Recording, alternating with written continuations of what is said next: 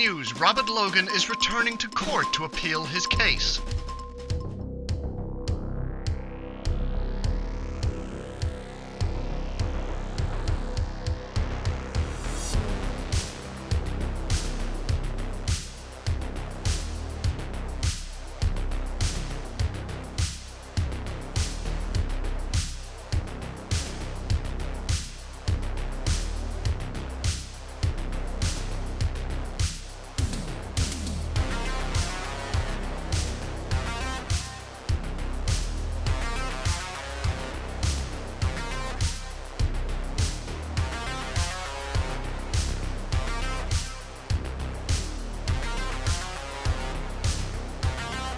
Proof that you can never keep a Logan down.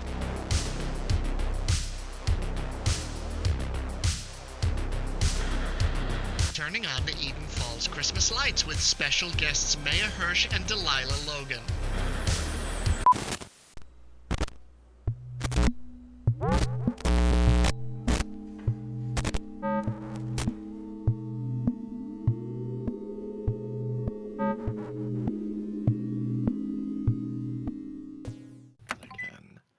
Becca, Justice, Sam, I've missed you a lot. Let us dive back into Eden Falls in the first episode of Season 3, Chapter 1. Marley was dead. The year is 1983. Ronald Reagan is President of the United States. Cold War hangs over the country. And fall gives way to winter. Paul McCartney and Michael Jackson's Say, Say, Say tops the music charts, and Sudden Impact dominates the box office. And on the west coast of America, the third station of The Loop, a mysterious project belonging to the government's Advanced Research Projects Agency, known as ARPA, stands on the outskirts of a sleepy Californian town known simply as Eden Falls. But this past year, the town has been restless. It began with the discovery of a black box, a battery from the future thrown back through time. This small, unassuming object soon found itself the subject of much interest and conflict. First obtained by the Loop, it soon fell into the hands of Robert Logan, the former oil magnate and member of the oldest family in Eden Falls. Intending for it to power illegal arms in an ever-escalating Cold War, Robert was eventually apprehended. But even as the children responsible for his arrest went about their lives, this proved to be only the beginning. For reality itself was tearing apart. Visited by figures from their future, friends now fully grown and world-weary, it was revealed that the black box had served to power a time machine. A machine that had exploded upon its initial use, ripping holes in the fabric of space and time, holes that, should the machine's activation not be prevented, could serve to tear apart the town and bring about the end of the world. And so, in uneasy alliance with the Logans, a new group of children worked to send these future scientists back, and in this, Darla, Drake, and Amelia, and Nico were successful. Sneaking into the Loop and retrieving the box, the one thing capable of powering any attempt of travelling back through time, their story ended at Jenkins High School, as watching a new tear in reality open across the football pitch, the group watched their time-displaced friends disappear into its depths and close for good. All that remained was silence and calm and peace.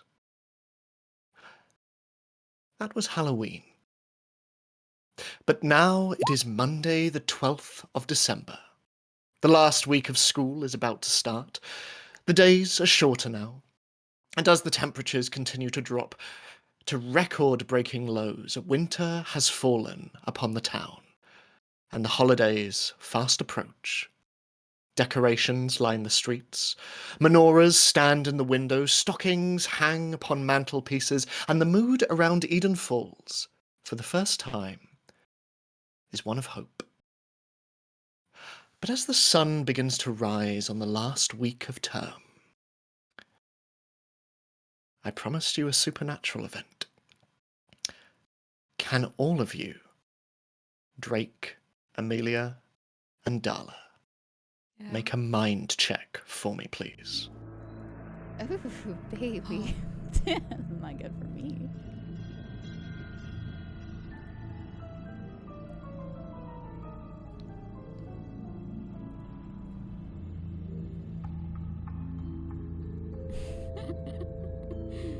Okay, so we have a 1 from Amelia, a 0 Oh my god! from Justice, Darla, that's and a 0 deleted. from Drake. Amelia, Yes. in the darkness of your dreams, you see Jenkins High football pitch. You see it tearing apart as a fissure in reality rends it asunder. You see the time machine descending into it, stitching time and space together once more. You see how you almost lose Nico as the stadium is almost pulled into the tear. You see the peace that comes after. You see your friends. You feel the relief. It is not a good memory, but it is a memory nonetheless, firmly fixed in the past. Things fade to black, and all is dark. And in sleep and darkness, you hear voices, laughing. You are younger. You and your sister June are in your treehouse, back in your old home, scratch-built, homely and cared for. You climb. She slips. You reach out. Your hands miss, and you watch her fall, your breath catching and lingering in the air as she falls and falls and falls. It is not a good memory, but it is a memory nonetheless, fixed in the past. Unconsciousness claims you, darkness falls upon you, and everything is silent once more. And then you hear something else. Barking. A dog barking loudly, angrily, fearfully. A gunshot rings out, and the barking stops, and you hear something hit the floor with a dull thud. Silence. This is not a memory. This is not fixed. This is new. And out of the darkness, suddenly from the shadows, a familiar face comes into view, gaunt, pale, bearded. Mr. Jenkins, the man who lives in the woods, grabs your shoulders. You feel his breath, hot and staggered on your face. You have to run! You have to get! Suddenly, another gunshot. And Mr. Jenkins' eyes go wide. His grip loosens from around your shoulder, and he falls away from you, as a strangely familiar warmth ripples through your body. And as he falls away from you, almost in slow motion, you watch his limp, lifeless body hit the ground before you. And as he falls, you shoot upright, sweat covering your face, matting your hair, as misty light streams in through your window, the glass slick with condensation and dulling the street lamps outside as their soft glare stretches across your bedsheets. All is quiet, and the winter air beyond your room is still. Amelia, you are alone. Would you like to describe the space that you wake to? It's her room, just cluttered with books still. But before it had been just random towers, this time you see them all pushed along the walls, clearing more of a space, almost as if now the books feel more like a nuisance. Before they were purposeful stacks of organized by story and placement, creating set almost an ecosystem within. But now it's just filled and in the way. And you just see her in her bed, sheets just tousled about, and her hair a mess, still in a bun because she doesn't like it ever in her face, but just wretchedly askew. And she looks around, trying to find some comfort in her room, and can make eye contact with nothing, and it just feels so alone and lost. Everything in that room before was before the time machine. It was built and worked for her until then, and now it's just storage of sorts for things she doesn't need. It feels so discomforting for her, especially after this nightmare vision that she had. It just offers her no warmth, no friendliness. Amelia, get yourself together. She just wipes the sweat off her face. You hear a familiar, and your cat, Potts, just jumps up onto the bed and starts to circle around before nuzzling in between your ankles and just immediately falling asleep once more. Oh, no, you're coming here. And she'll reach up almost, I don't know if Potts is willing or not, but she'll just scoop Potts up in her hand and give that cat this tightest squeeze. Right? Eyes bugged out and everything, but this is... No, I need this. You're no, I need Potts! And sort of, as Potts is struggling, can you make a body roll for me, please? Yes.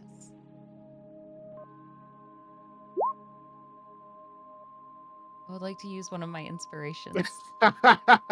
Absolutely, you can.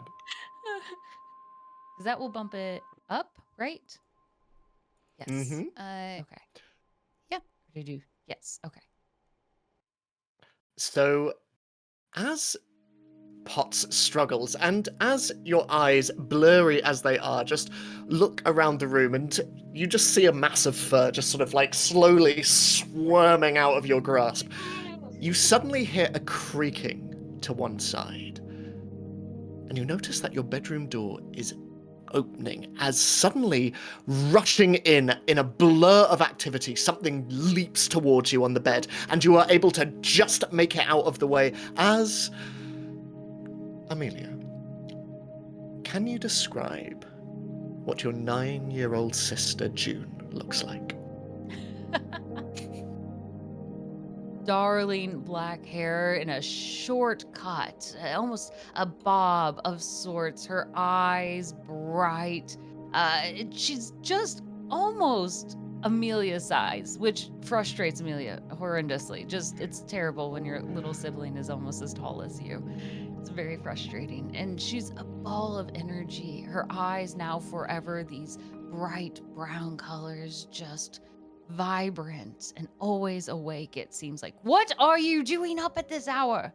Please, can I join you on today's paper route? Please, please, please, please, please. And she's jumping up and down on the bed and sort of pushing you and jostling you back and forth with an energy that this last month has been making up for lost time, it seems, as she shakes you back and forth.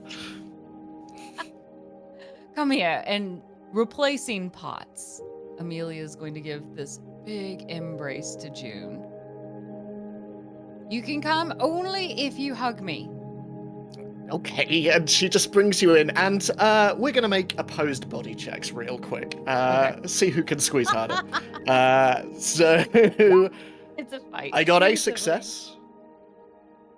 I rolled a 3. So 1 success as well.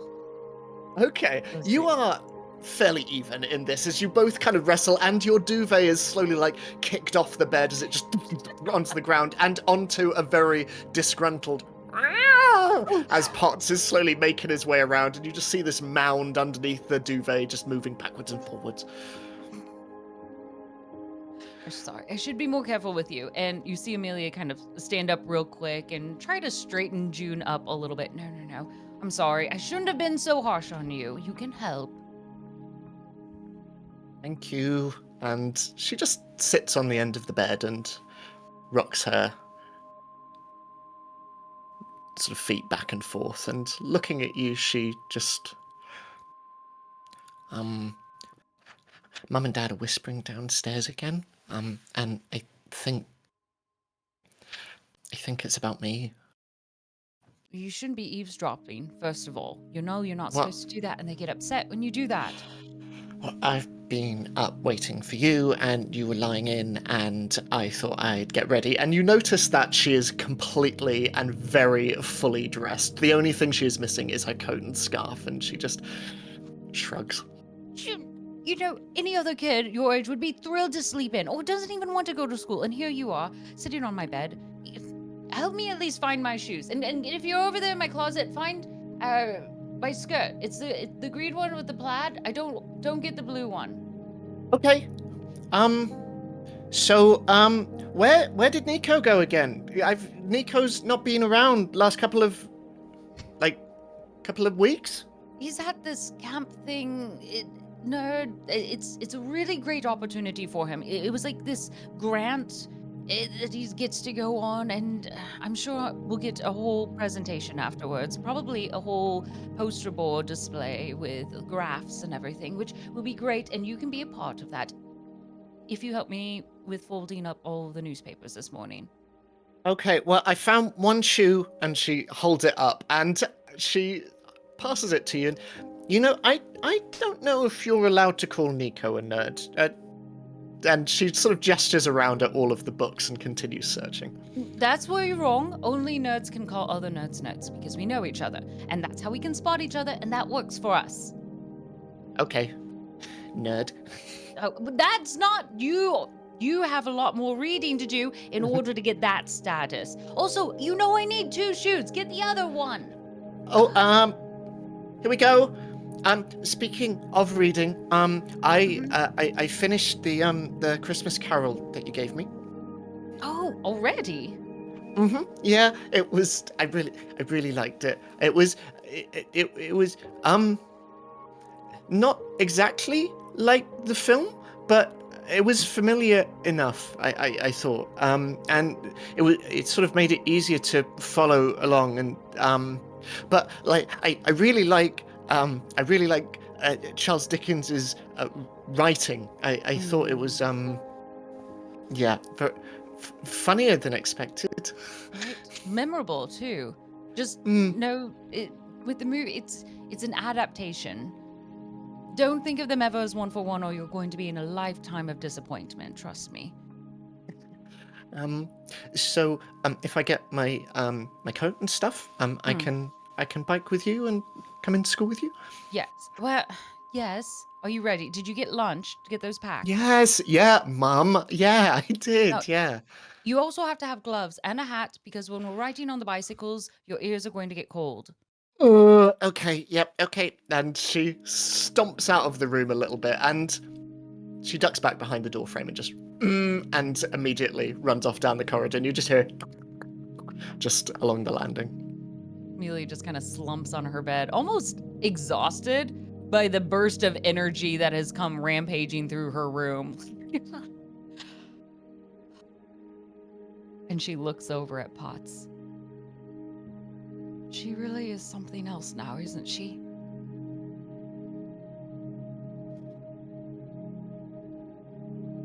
She's going to take my job. And she quickly puts her other shoe on and tries to race downstairs so that way she can help June before she wraps up all the newspapers without her. As you get ready for the day ahead, Amelia, can you describe when you returned home after sending the time machine back and stepping through your front door and seeing June healthy and well? What do you remember of that day, just over a month ago? It's strange, almost as if everything else was blurred out.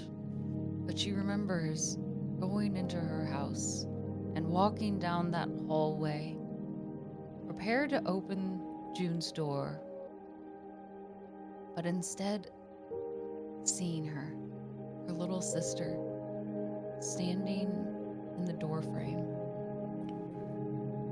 all on her own, and she just feels like everything else faded away, and she's framed as this picture perfect moment, and her whole body just lets go. All that tension in her shoulders, her face, just even her hands, they just all kind of melt away from all that stress she'd been carrying. The bag just drops on the floor, and surprisingly and kind of unexpectedly, in a soft crying, Amelia had tears running down her face, and but no effort to make a sound. Just in utter joy and shock that was finally happening. As you exit your room, you enter the landing. The lights are low as you head downstairs. But even in this dim light, you see all around your house, hanging from every wall and every window and every surface, there are winter decorations. A mix of decorations from your parents' childhoods, and many from your own. Some you remember making at school, some from time spent, the four of you around the kitchen table with little more than glue and blunt scissors and colourful card. And others are gifts, and all of them contain memories.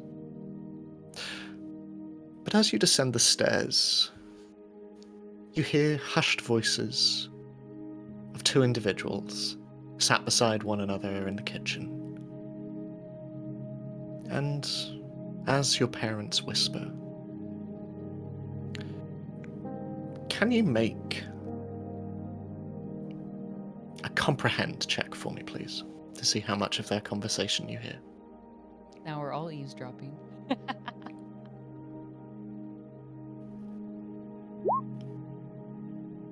2 successes. Darling, I'm not saying it isn't worth it, nor am I saying we shouldn't be invested in June's health. But it's physical rehabilitation, and you see that between them there are a stack of brown envelopes. These medical bills, I don't know. It's more than we can afford. I know, but national health care was just one of the small sacrifices we made. Moving here, we'll get by. We always do. I know. And the two just hold one another's hands, and as you descend the stairs, they just turn and, "Oh, hello, darling. How are you?" I can give you my money for the paper route. For what, darling? I'm fine for lunch money, if that's what you're worried about. And she's going to get this stern look on her face, hands on hips for a quick second. I know. I have ears. Our house is not exactly soundproof. Your mother just smiles at you and... It's all right, darling. And she Don't- just shuffles the envelopes a bit. I've been helping with June from the beginning too, you know. I can be a part of this conversation and I can help as well. It's not a lot, but I could also pick up a few additional routes. That'll be easier.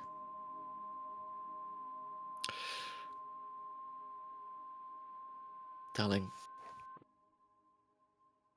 you're Even allowed just to... a street more or two. Tyler does the other one and he's always late, so I'm sure they'd happily give it over to me instead. Especially if June's doing the paper and helping to roll them, I could do so much more every morning. I could get up at a half hour earlier. Amelia?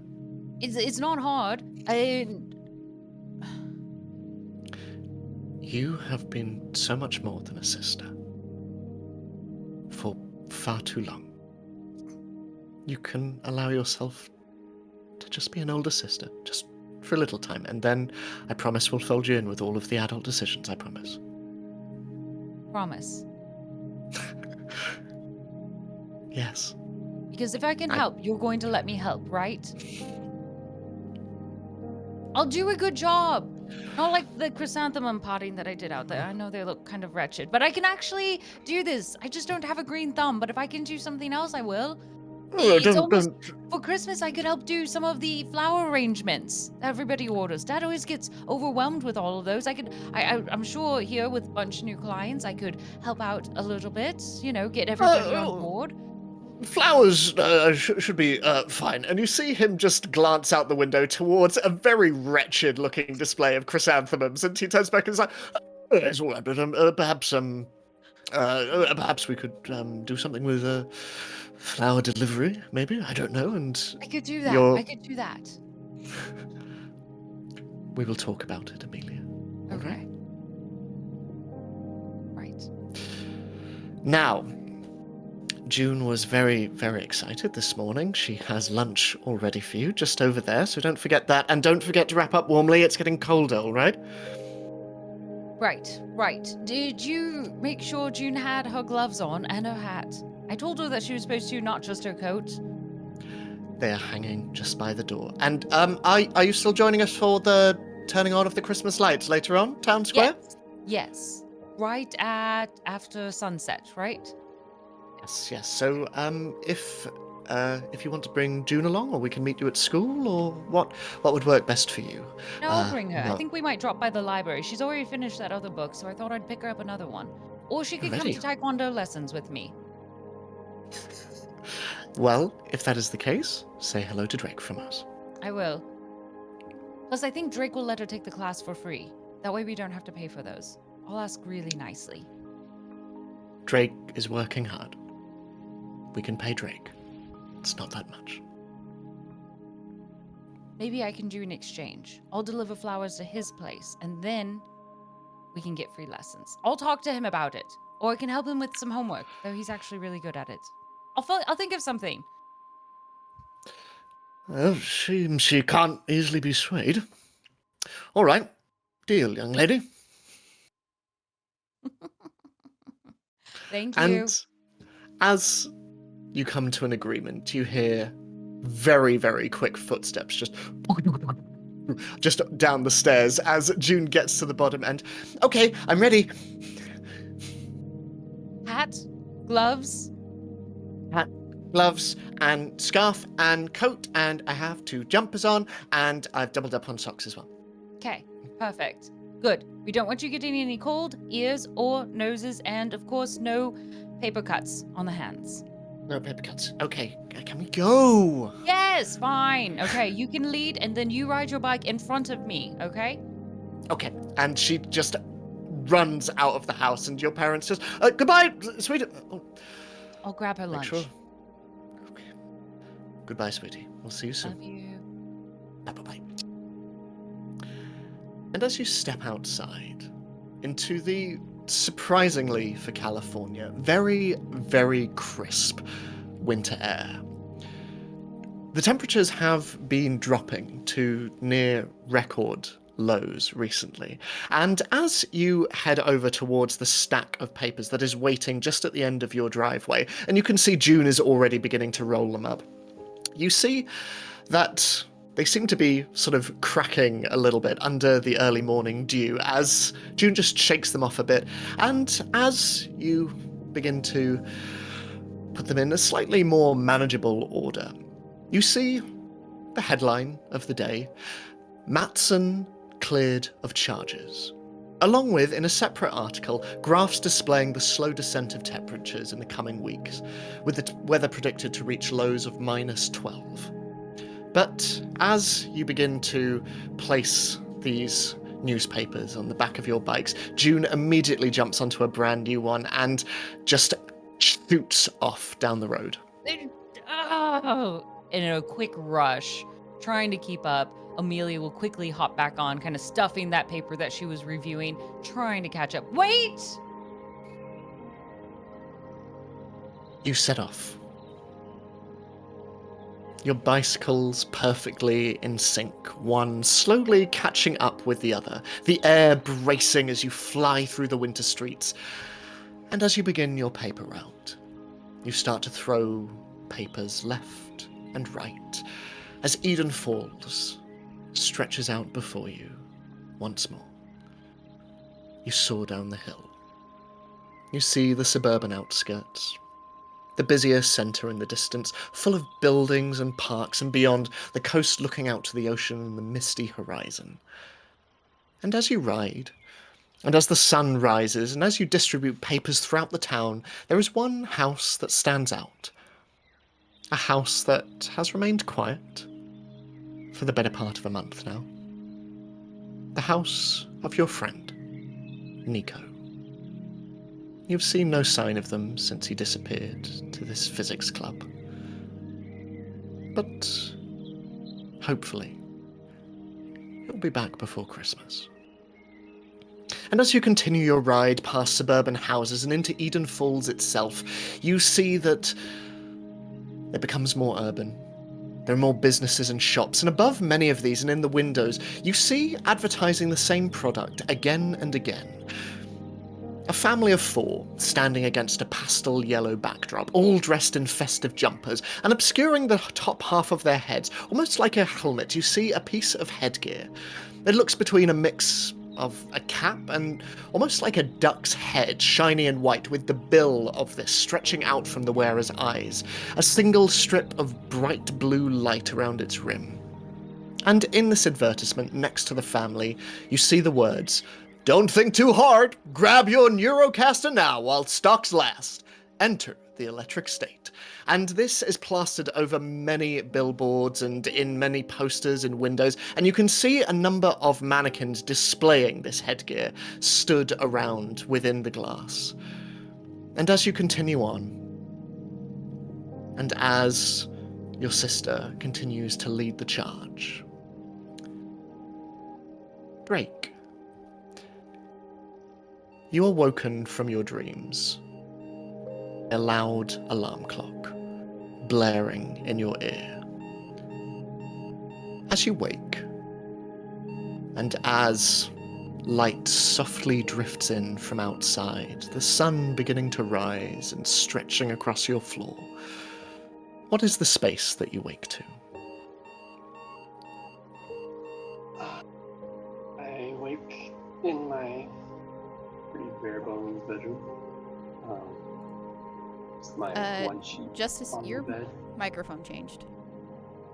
Is it not working? It sounds like it's coming through something that's down your staircase. Gotcha. That is not your microphone. That's my backup mic. Say it again. Is it working now? Oh yeah. Delicious. Go on. Okay. I was having some audio issues. Anyway, I wake up in my bare bones bedroom with my single sheet that I keep on my bed to like not be too busy with everything. Look around the room. Yep. Another day. Get up. Put on some joggers real quick, some sweatpants. Do my little morning routine of push-ups and sit-ups. And then walk into the hallway, look around. Yep. All right. Time to make some breakfast. As you head into the kitchen of this space, you pass in one corner a tree.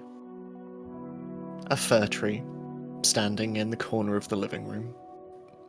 Set up when your father was last in town, with the promise of decoration once he returns. It is still bare.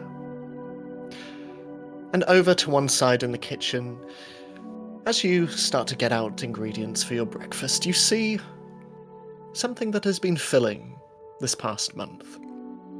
A small glass jar containing stuffed dollar notes, just slowly piling up and up and up towards a goal that is known only to you. But what do you do with your morning before heading off to school?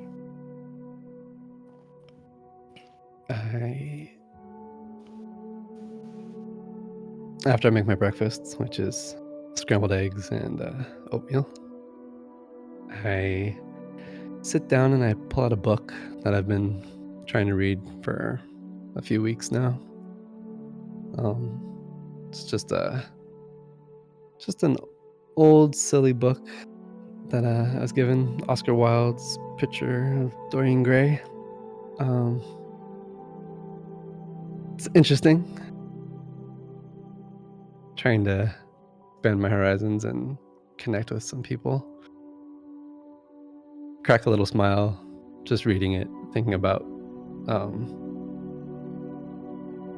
who had read this before, because the pages were like earmarked in some areas and some notes were written in the book for like, they were written in pencil obviously, so they could be erased, but you know, there's a lot of thought that went into the reading before I even read this, so kind of like an annotated book, and that puts a little smile on my face.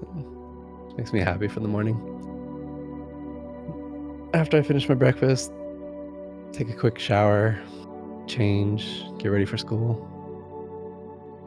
and then just grab my bag. It's a little chilly, so I grab a scarf and some gloves and head on out. You head out into the brisk and chilly outside air. And as you walk, just taking in the ambience of the world outside, the soft cries of finches and the odd cicada, it's around 10 minutes before you hear a vehicle pull up just a few feet away, and then suddenly from behind you just hear a car horn. As turning around, you see a very, very shiny, brand new, bright yellow electric car. A charger folded up across its rear, and leaning out of the driver's window, a pink scarf wrapped around her shoulders, her beautiful wavy brown hair nevertheless cascading out from beneath a stylish grey beret. Lana Stewart leans out of the car.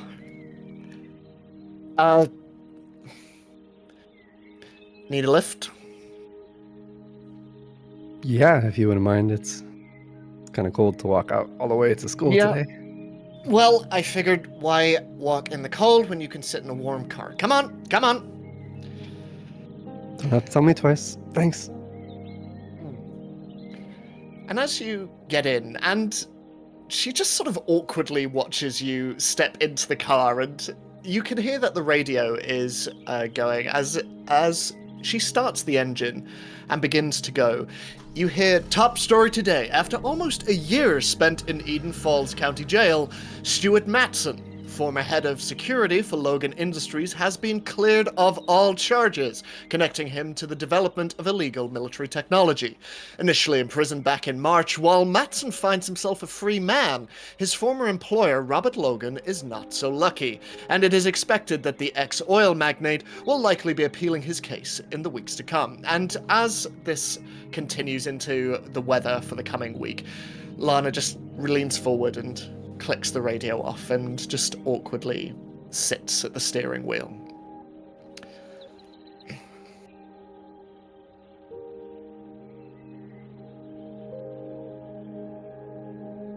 So, any plans for the holidays? No, just, with the folks. Oh, yeah, that must be nice. So, like, what's the deal with your parents? Because I only see a car outside your place every couple of weeks and sometimes months, so, like... Well, my dad's a pilot, so he's gone a lot. Oh, that's cool. Yeah, I mean, he gets to travel the world, so I guess, it's cool. Yeah. And then my sister's in college, so she's never really around either. Oh, nice. Yeah. Yeah. I remember her. Yeah. Yep. She's good. So, Yeah. I'm alone a lot, so, there's just, I don't know, freedom, I guess, at my place, which is nice. So is your mom, like, pilot too, or... She's not around anymore. Oh, divorced? Yeah, no, I get that.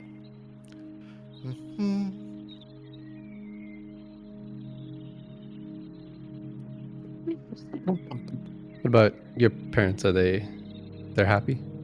Oh, yeah, they're... Yep.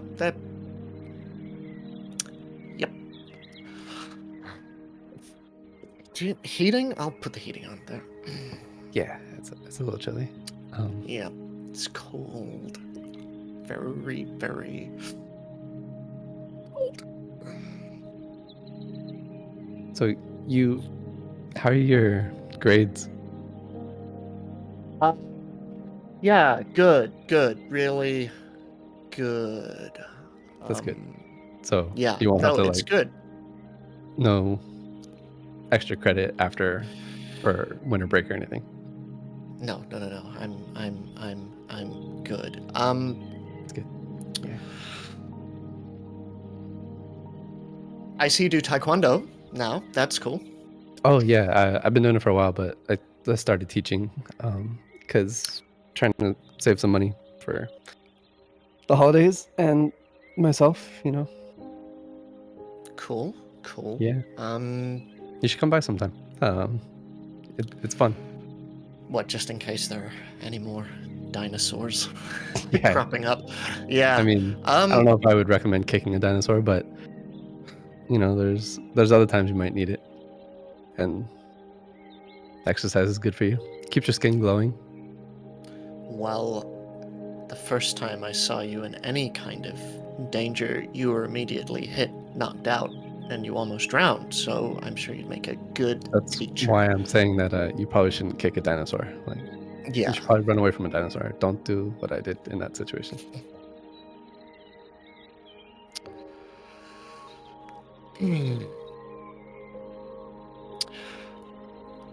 I mean, seeing as you, I don't know, seeing as you spend so much time alone, like, I know you have your friends, but if you ever wanted to hang out, grab a drink or a hang out at the mall, if you ever wanted to tag along with my friends. Those wouldn't be the same friends from the cave, right? Yeah, maybe not. And as she continues driving, can you make a comprehend check for me as you're driving?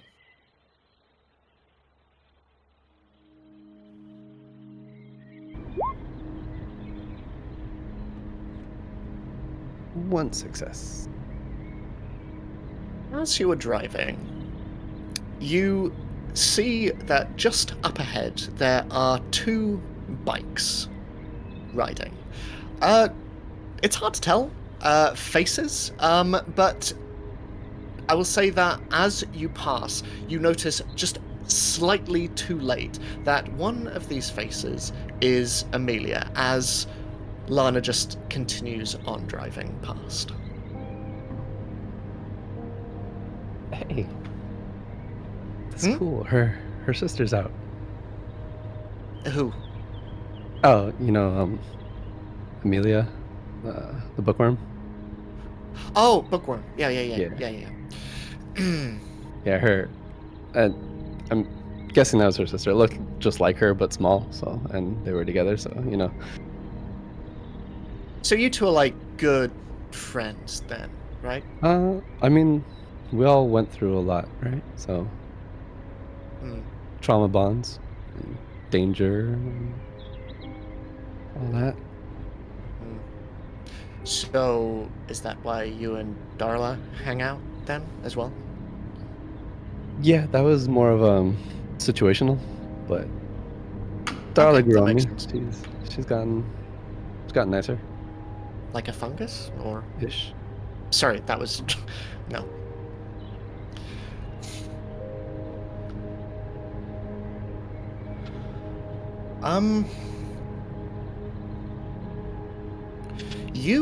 When we spoke around a month back, you said a lot of stuff that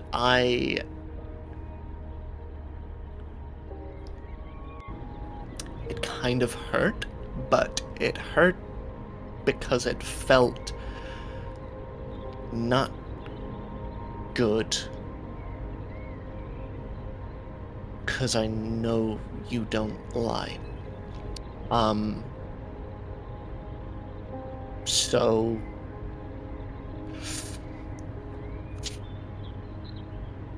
I'm trying, I think is what I'm saying. I see. I'm sorry. I didn't mean to hurt you. There was Yeah, I know. a lot of things going on, and there's just some things have to be said, I guess. Yeah, no, like I say, it hurt because you were right, so... Well, I mean, I guess it sucks that it hurt, but it's good that it hurt. Yeah, It's well, really I good. guess what I'm saying is thank you for the reality check. That's what I'm here for.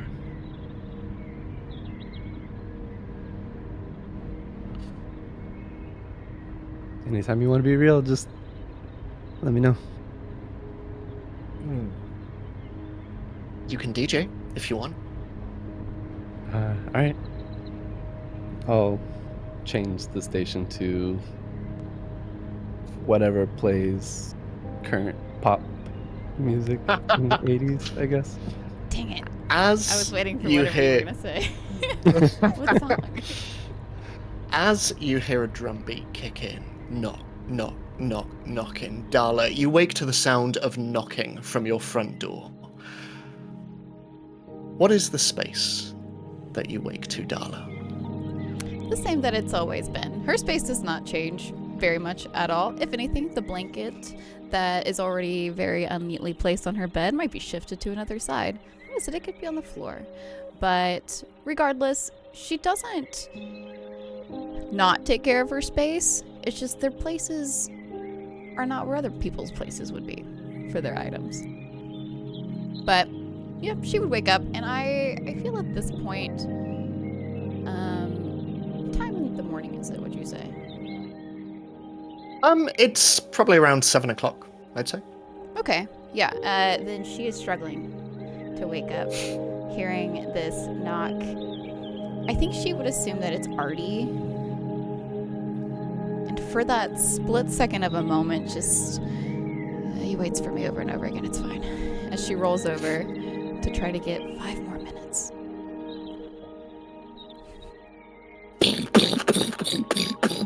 echoing from the front door. She says, completely kicking the rest of this blanket off of her, not using her hands, just like one kick after the other aggressively until the blanket is on the floor. And rolling out of bed, she's got on just like some pajama pants and an old t-shirt. And she tries to peek out the window, I think. Make an investigate check for me, please. The rolls are not my friend right now.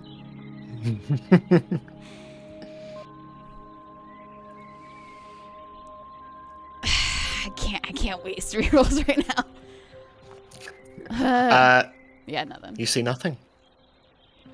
All right, trying to peek and getting a bit of sunshine in her eye and just quickly closing her curtain again. She would slip on some slippers. And still very slowly, regardless of how much more quickly and loudly this knock gets, she would walk to her front door and peek out the peephole. You Little see, tiptoes. in fisheye lens, wearing a heavy green jacket and a military cap, shadowing a face that looks as though it has been carved from granite, a prominent jaw all but sticking out from under a brow. Commander Decker of the Loop Project.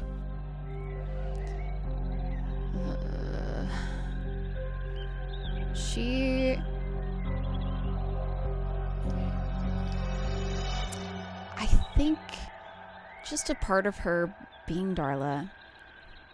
She has this lock. It's like a chain lock on top of the deadbolt.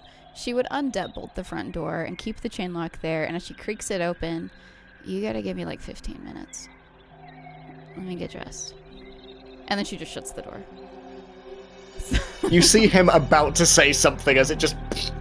And as you turn around, you can see the living room is as much a mess as it often is. And you can see that there is only one thing different. Your father is usually out and unconscious on the sofa, but you can see just through a gap in the door to his bedroom. He is sleeping. Sleeping on his bed, and in a remarkable change of scenery, he is underneath the duvet. He managed to get that far last night.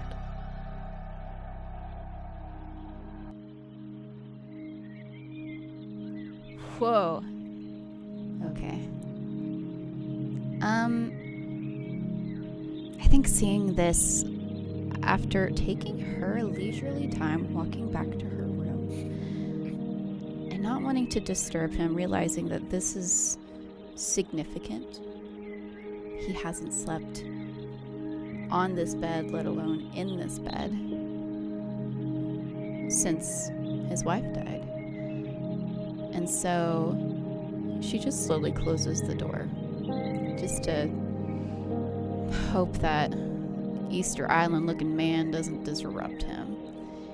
As she goes back to her room and pulling out her drawers that probably has these, like it's a wooden wardrobe that has like drawers that are like crooked. Some are falling off the hinges that she never cared to realign with the wheels, and is pulling out a black sweater and some jeans that she is just probably been wearing over and over again. Probably are due for a wash, but that's fine. You can wear jeans for weeks before they're really dirty, right? And grabs some socks and change of clothes, and she rushes into the shower. She does not care how long she's taking. It's 15 minutes to her. So she takes her shower and gets out and starts brushing her teeth, really not taking her time because she doesn't do too much within the bathroom, but she gets dressed eventually and grabbing that leather jacket to now layer on top of these thicker clothes. She walks very leisurely again to the front door, peeks out the peephole. Is he still there? He's still there. He does not look amused. That's not my problem. So now She undeadbolts the door again. And now he could hear her on the other side, fiddling with the chain. Too long. Like, he can tell she's... Sorry, I'm trying to get the door open. My apologies. And then eventually hearing the slide and the unhook as she opens this door. Hi. Been a while, young lady. Yeah, good morning. It's also very early. Well, I figured it was about time you and I had a reckoning. You act like this is the first time. Technically, this is our third. We've got a record here. Well, they say third time's a charm. Let's not push forth. 4 is my favorite number, though. She's actually stepping out of her front door now because she does want to keep it a little less noisy inside. Thinking of her dad. And she has this, I would say, an old, it's pretty dilapidated wooden bench that just sits up against the left side of the house. And she points to it. You want to take a seat? Or we can stand. I'm fine with that, too. Well, it's a school day. Mm-hmm. I can walk you. What if I said no, thank you? He nods at the bench.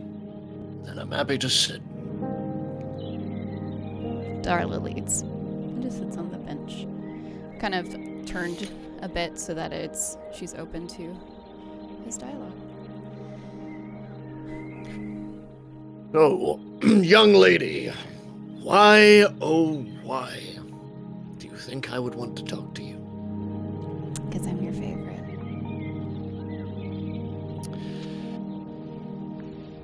Right? Or is there another reason? Because if I'm not your favorite, that'll hurt my feelings. You know, Dr. Sparrow gave us a very convincing story. That he mishandled his gun, shot himself on accident, but we know what really happened.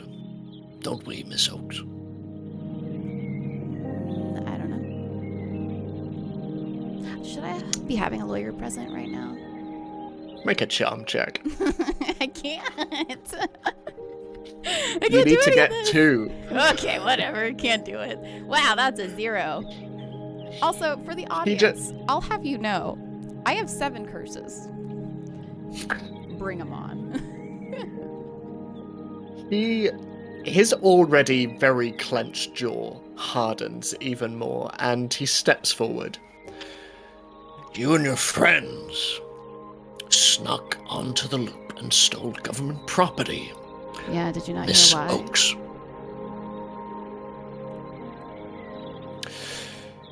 He sits down next to you. I feel like the wood on the bench being old and dilapidated, it would like shift a little bit. Oh, it definitely creaks a little bit under his paunch, and he just... You know, I am not an idiot, young lady. I never said you were.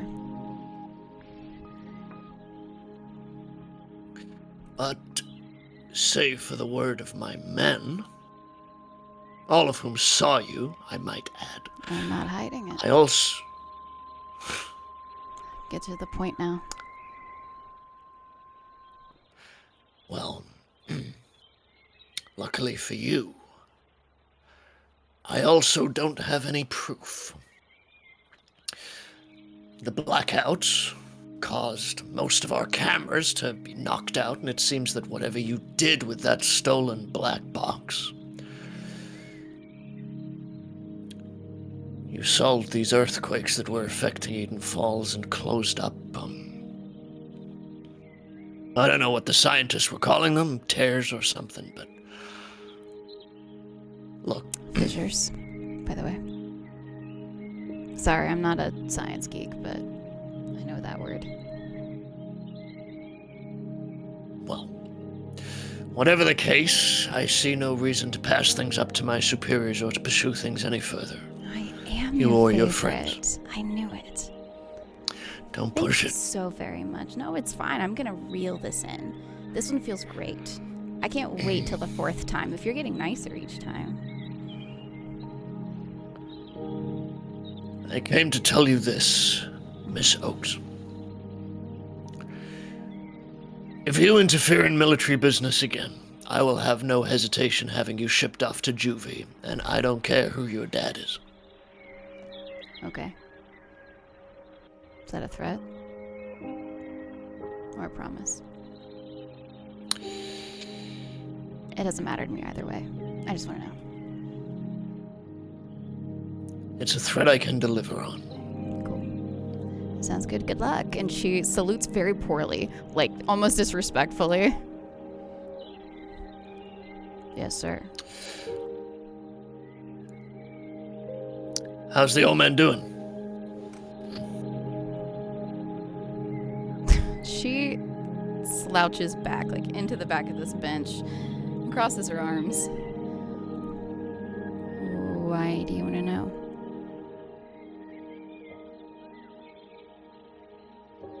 I used to know him. Yeah, a lot of people used to. Just because I haven't.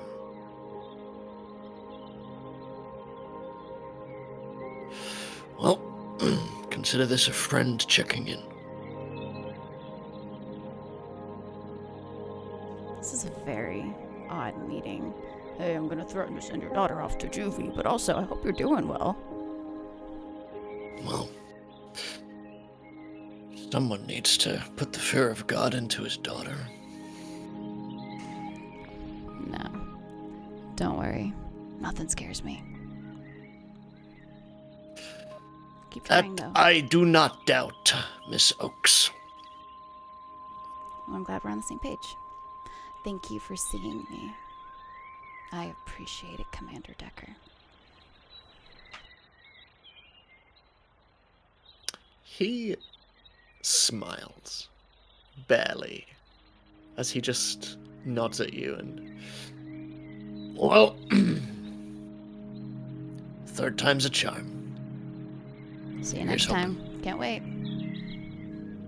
Goddamn. And he just begins to walk off and away from your house towards what you see is a green army van parked just down the street. And as he gets into it, it starts up and begins to drive away as you just see his arm just out the window wave back in your direction. That was weird. She says that she's getting up and goes back inside. So she's already ready for the day. She's just gonna go and grab her bag. And Okay. she wouldn't open the door, but like leaning in to listen, just to hear her dad breathing before pushing away from it. And all right, let's get Artie, because it's still early enough that she can walk him. So she would walk to Artie's house. Okay. You are walking in the cold. It's unusually so. It hasn't been this cold for as long as you have lived in Eden Falls. And as you walk long and far, you eventually come to Artie's house. You see the tree outside his window. You see one of his parents' cars outside, and all is quiet.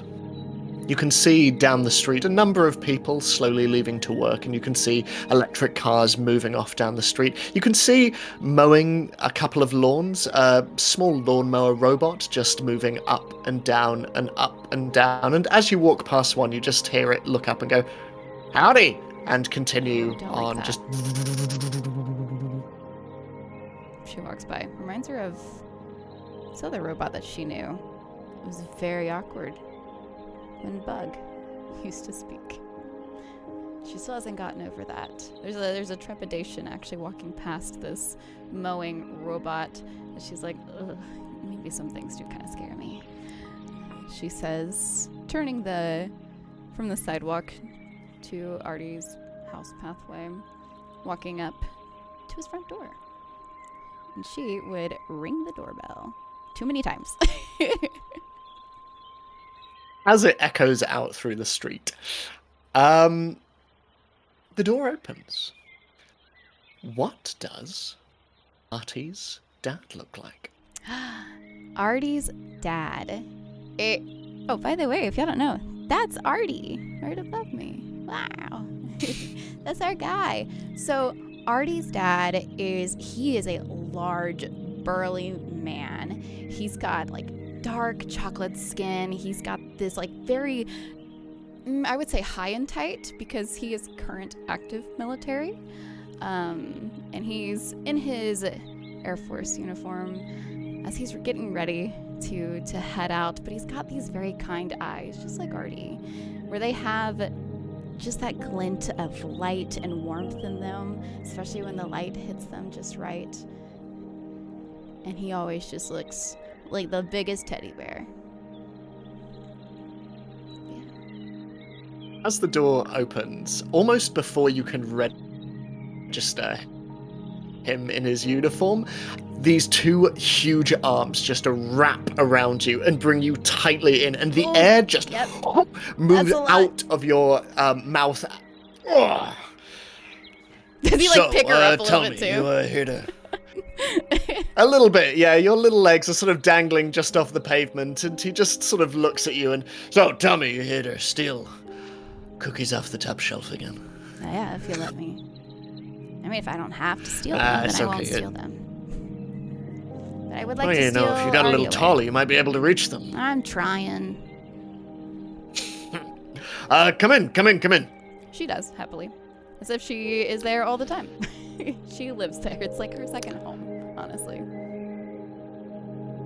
You need anything for school? You want, I've got extra breakfast, which I can give to you if you like.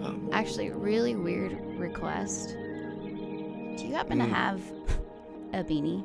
It's very cold. And I didn't realize how cold my ears were. Yeah, I'm sure. And he starts rifling through the various sort of winter coats that they have hanging nearby the door, and he brings one out, and it's grey and very, very warm and very cozy, and he just hands it over to you, and I was almost tempted to give you the bobble one. I thought you probably wouldn't approve. It's like you know me, she says, taking the other one gladly and putting it in her pocket for right now because it's very warm in this house, so she doesn't want to, overheat. Do you happen to have any extra coffee? I didn't make it. I left my house early today. Always, Artie, come and be a good host! And he just moves over and starts pouring out coffee. And you suddenly just hear a... and you can hear tripping down the stairs as just suddenly freezing at the bottom of the stairs. Artie, hair a mess, and these aviators sort of very crooked against olive brown skin, and this... yeah, no, I slept in. Hi, and he walks forward and... no, I just, Don't be me. It's a hard life. Stayed up late. Yeah, no, I know. Sorry. No, it's easy, being you. Hi, hi. She, I'm sure, is taking this mug from Artie's dad, whose name is Mickey, by the way. But we call him Mick, to which she would think Mick. Thank you As so very he much. hands it to you, he just looks at Artie, and can you make a comprehend check for me real quick? Yeah, sure. Are you helping me get rid of these? I mean, I wasn't, but yes, that is a lovely unintended That's a side zero. effect. 0. Okay. In which case, as you sip your coffee, you do not hear him whisper to his son, "Get it together, man," as he just walks over towards She's where slurping breakfast is. And her drink at that time. Artie, so, how was your weekend? The same as yours, because we hung out. Yes, no, we did, yeah. Sorry. How was your weekend, if we're gonna go this route? Yeah. And she's leaning on good, the table. 'cause Was it good? Tell me all about it. Who is she? You wouldn't know her. She's really, Oh, really? she's Good at fine. school? Yeah. Yeah, no, she does. A cooler school. Really. Yeah. Yeah. What's the name of the school? Yeah. Skin Gen? What? No. And Mick just walks forward and just like ruffles his son's hair and, right, well, I will leave you both to it. Darla, Yeah. don't be a stranger, okay? Never am. I know. You, have the spare key if you need to let yourself in at any time. And this, he says somewhat pointedly at you and kind of fixes you with a knowing look. So I noticed that you're giving it to me. You would, yeah.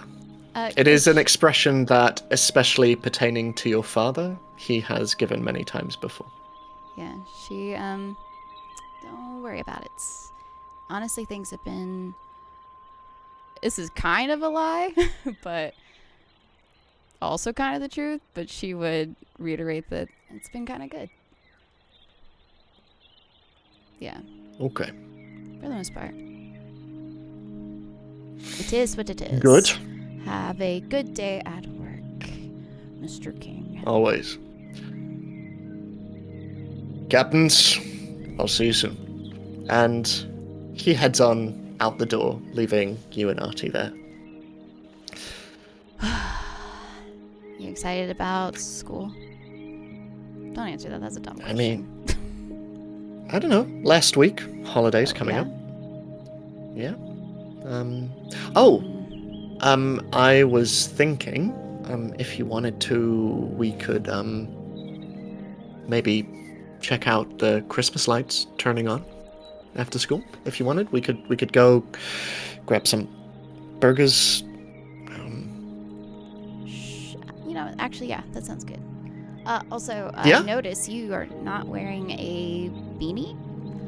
If you have a scarf, a beanie, or gloves, it's very cold outside. I was not anticipating that. He just reaches forward and places his hand upon your head and just feeling out your temperature. Are you okay? I am Darla. Of course I'm okay. Just because it sounded like Cold. you were It sounded like you were worrying about me for a bit, so I don't know, I got confused. Oh, And sorry. anyway, I'll go will never grab... worry about you again. Okay, cool. That would make me feel Is that more better? comfortable, actually. Yeah, no, that's good. I'll go get my stuff now, and he just heads over to the stairs and runs up and... Sits back for a minute, just sipping his coffee and looking around this kitchen. It's very homely, very warm. It's got the classic patterns of chickens all over the framing of the wall at the top. And she just takes it in. Just how much she's kind of grown up here. While she waits for him. To a point where he's taking too long. And there's a supernatural. He's taking too long. And is like doing this on the table with her hands. Making noise. Supernatural event. I have a question. I have 8 answers. Which one of the three of you would have a walkie-talkie on you? I mean, Darla has hers. Why are you asking that? You know the answer. It's Darla. But yeah, Drake or Amelia, would either of you have one? I don't know if I would. Let's see here, because I think I would have put it away when Nico went to camp. If Nico were in town, I probably would have held on to it. Same. Since he's not here, yeah. I was thinking the same thing. Okay. Because In Nico's which probably the case- one that talks to us on it. Yeah, yeah. He's the one he contacts us. We don't use it. In which case, I will say, Darla. You hear a voice that has been absent from your life for the better part of a month now. Ooh. Hearing this, she's digging out her walkie while listening in. Come in, Darla! Darla, come in! You Uh, hear the voice of Mr. Jenkins. and she's sitting back up and pushing away this coffee, pulls up the walkie-talkie. Yeah, Mr. Is this Mr. Jenkins? Darla, Yeah, I'm I'm- here. Are you here? Good. Yes, I'm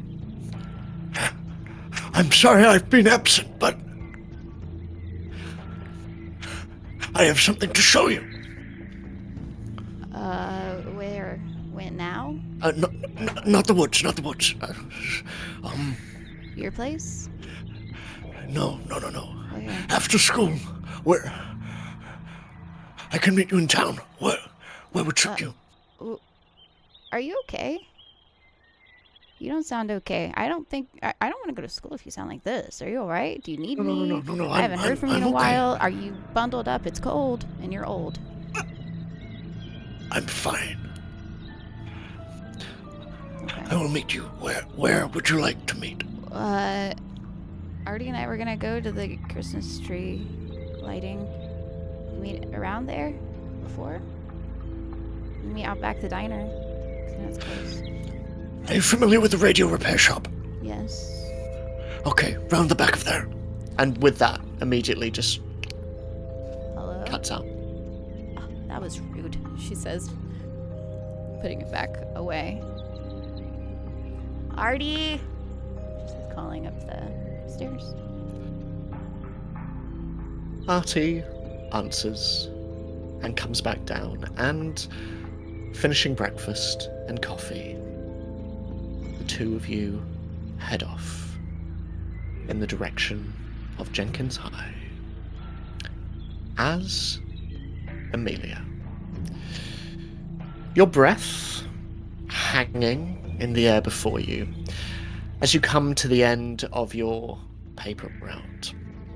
You're met with the familiar sight of parked yellow buses, and all around you as the sun begins to rise.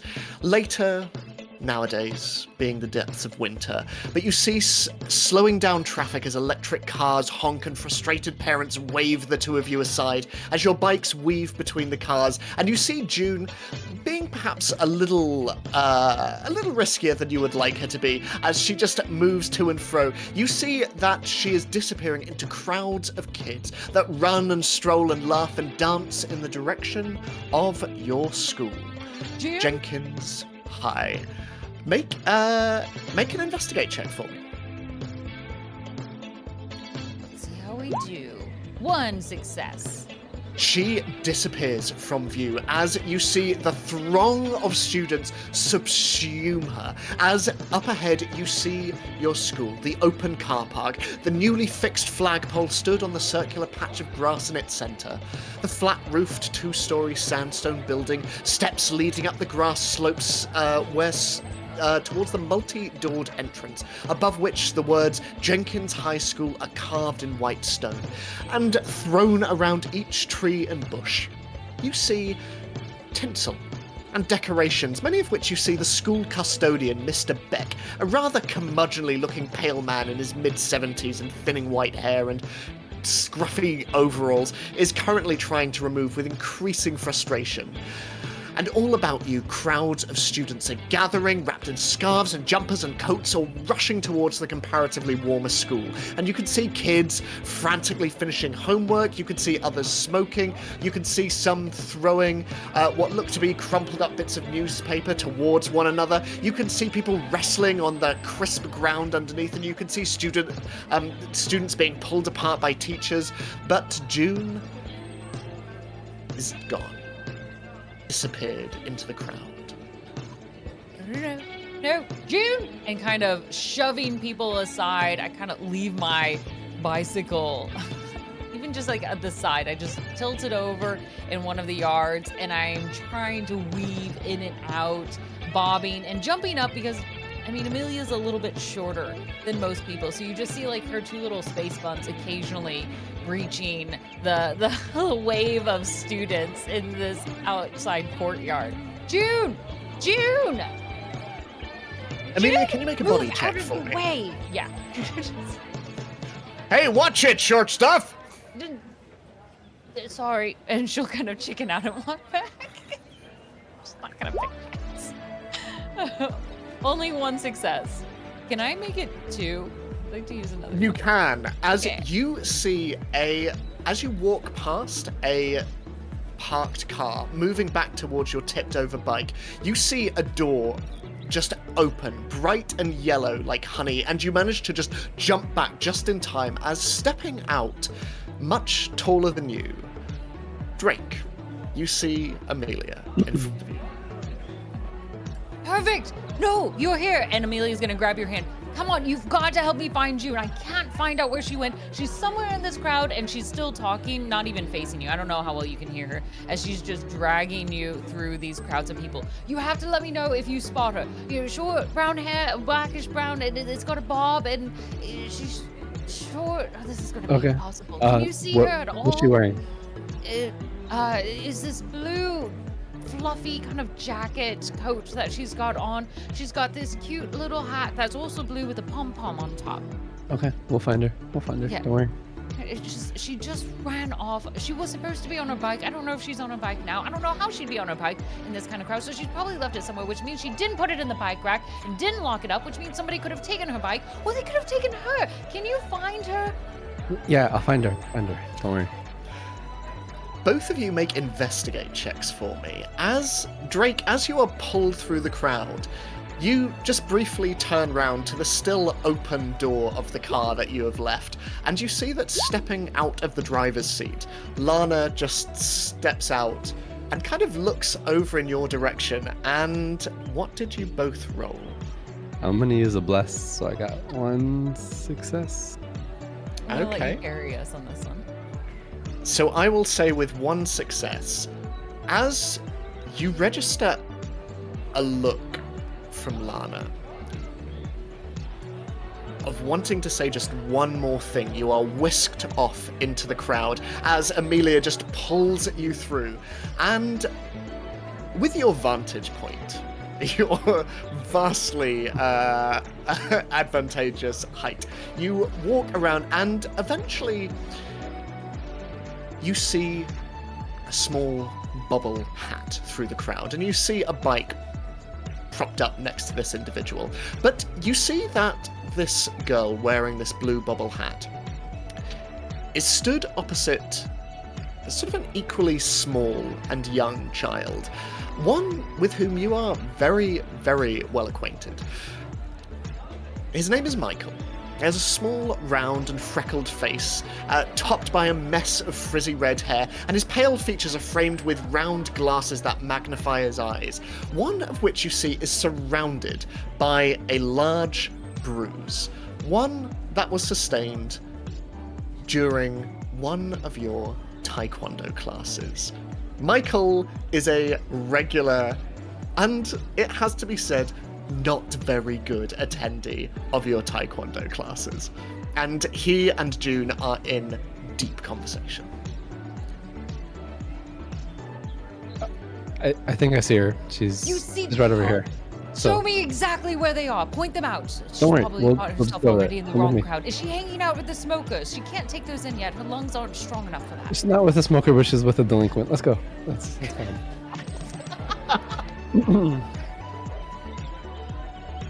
Hey, Michael. My people. Hey, coach! Who are you? Well, take a few steps back, and Amelia's gonna go stand in between June and Michael a little bit. June just kind of gives you a real stink eye and just is like, Amelia, this is my friend. Michael, we are in the same class together. Are you? What class? What are your grades? I'm really good, actually, and I'm, with the exception of, June, I'm the top of my class. That's surprising. I mean, that's why good. is that surprising? No reason. I'm just. That's good for you. Okay, cool. Mr. Lee. So, and you see him looking in the direction of a small huddled group that, as you look over, you can see all around Michael's age, but all of whom are attendees of your class. And you can see that they are looking expectantly at Michael as he looks back at them and kind of nervously twirling his red curly hair.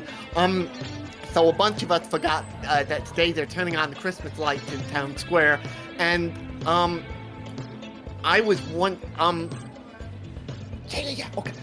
we were wondering whether we could Yes, is skip that class? sundown? You can go then.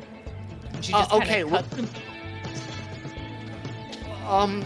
Okay. Is she gonna be a new Taekwondo instructor? Cause she's scary. She's on her way. She'll be there eventually. Okay. Yeah. So well- you better practice hard, or else she'll take over. Oh, Yes. okay. Well, we were just wondering whether we could skip today's class and maybe we could we could just do a double next week, maybe. Yeah. I mean, if you want to go see the lights. Yeah. Okay. And she turns around to the group and just gives a little thumbs up, and you just hear a little yeah as they all just disperse into the crowd. And okay. Thanks, Coach. See ya. You don't have to salute though. But Okay, sir. June, are you coming along? Yeah. No, I'm coming. June, Okay. are you going along? Well, yeah, it's gonna be class soon. No, I'll walk you to class. It'll be perfectly fine. Amelia. hey, June. Hi, I'm Drake. Is it cool if I walk you to class with your sister? Make a charm check, Drake. Ooh.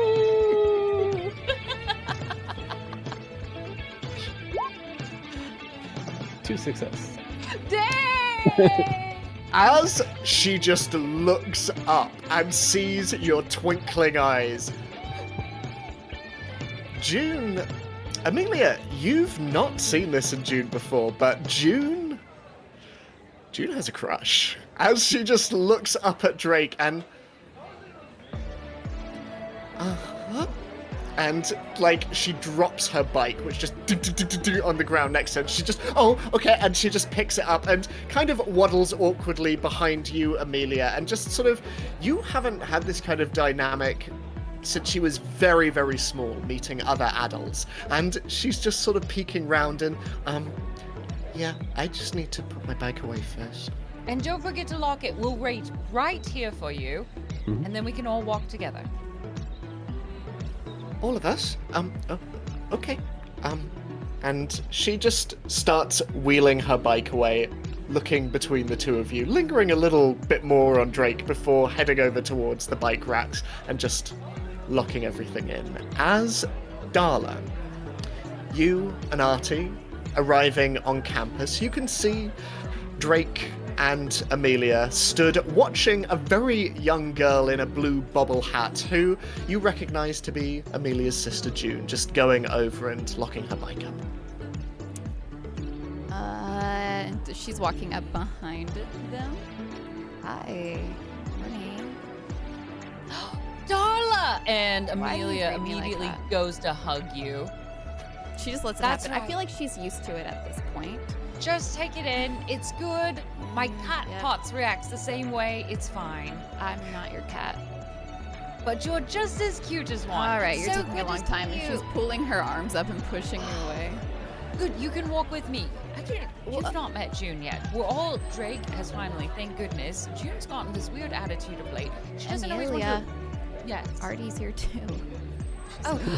Oh, and she kind of looks up a little. Artie just wasn't in her line of sight, so I'm sorry. What? What are you saying? forgets to look up sometimes. Uh-huh. What are you?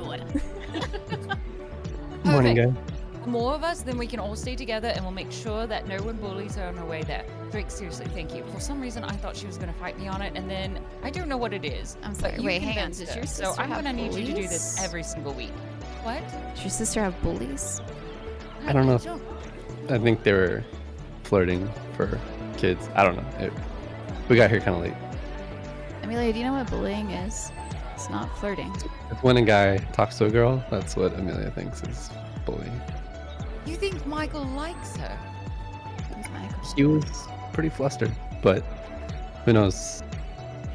That age is confusing. No.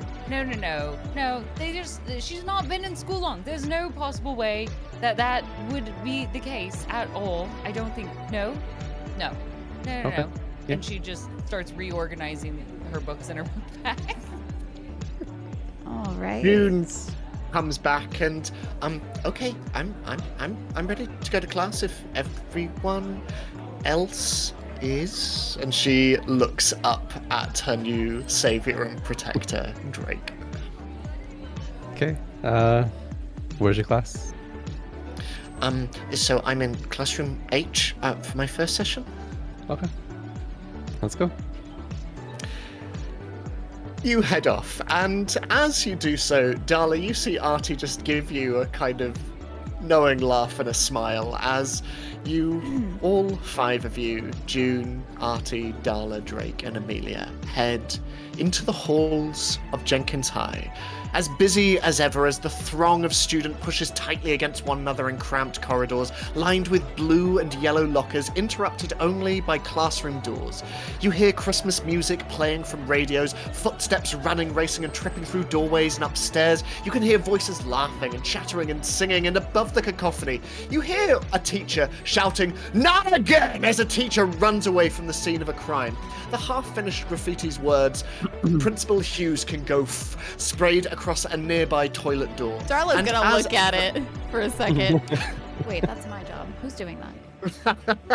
I mean, it's unfinished. As ever, the school mascot of the school, an eagle in blue and yellow scarf, is prominently displayed on banners and stickers, while hanging from the ceiling, descending arcs of yellow and blue tinsel and white paper snowflakes float above the assorted heads beneath.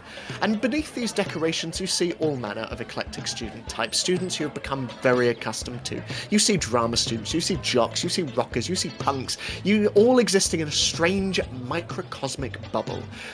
And here and there, Amelia, you see individuals wearing the same devices that were displayed on the advertisements that you saw on your way in. And you have seen a number of these throughout Eden Falls and indeed within the school over the last month or so.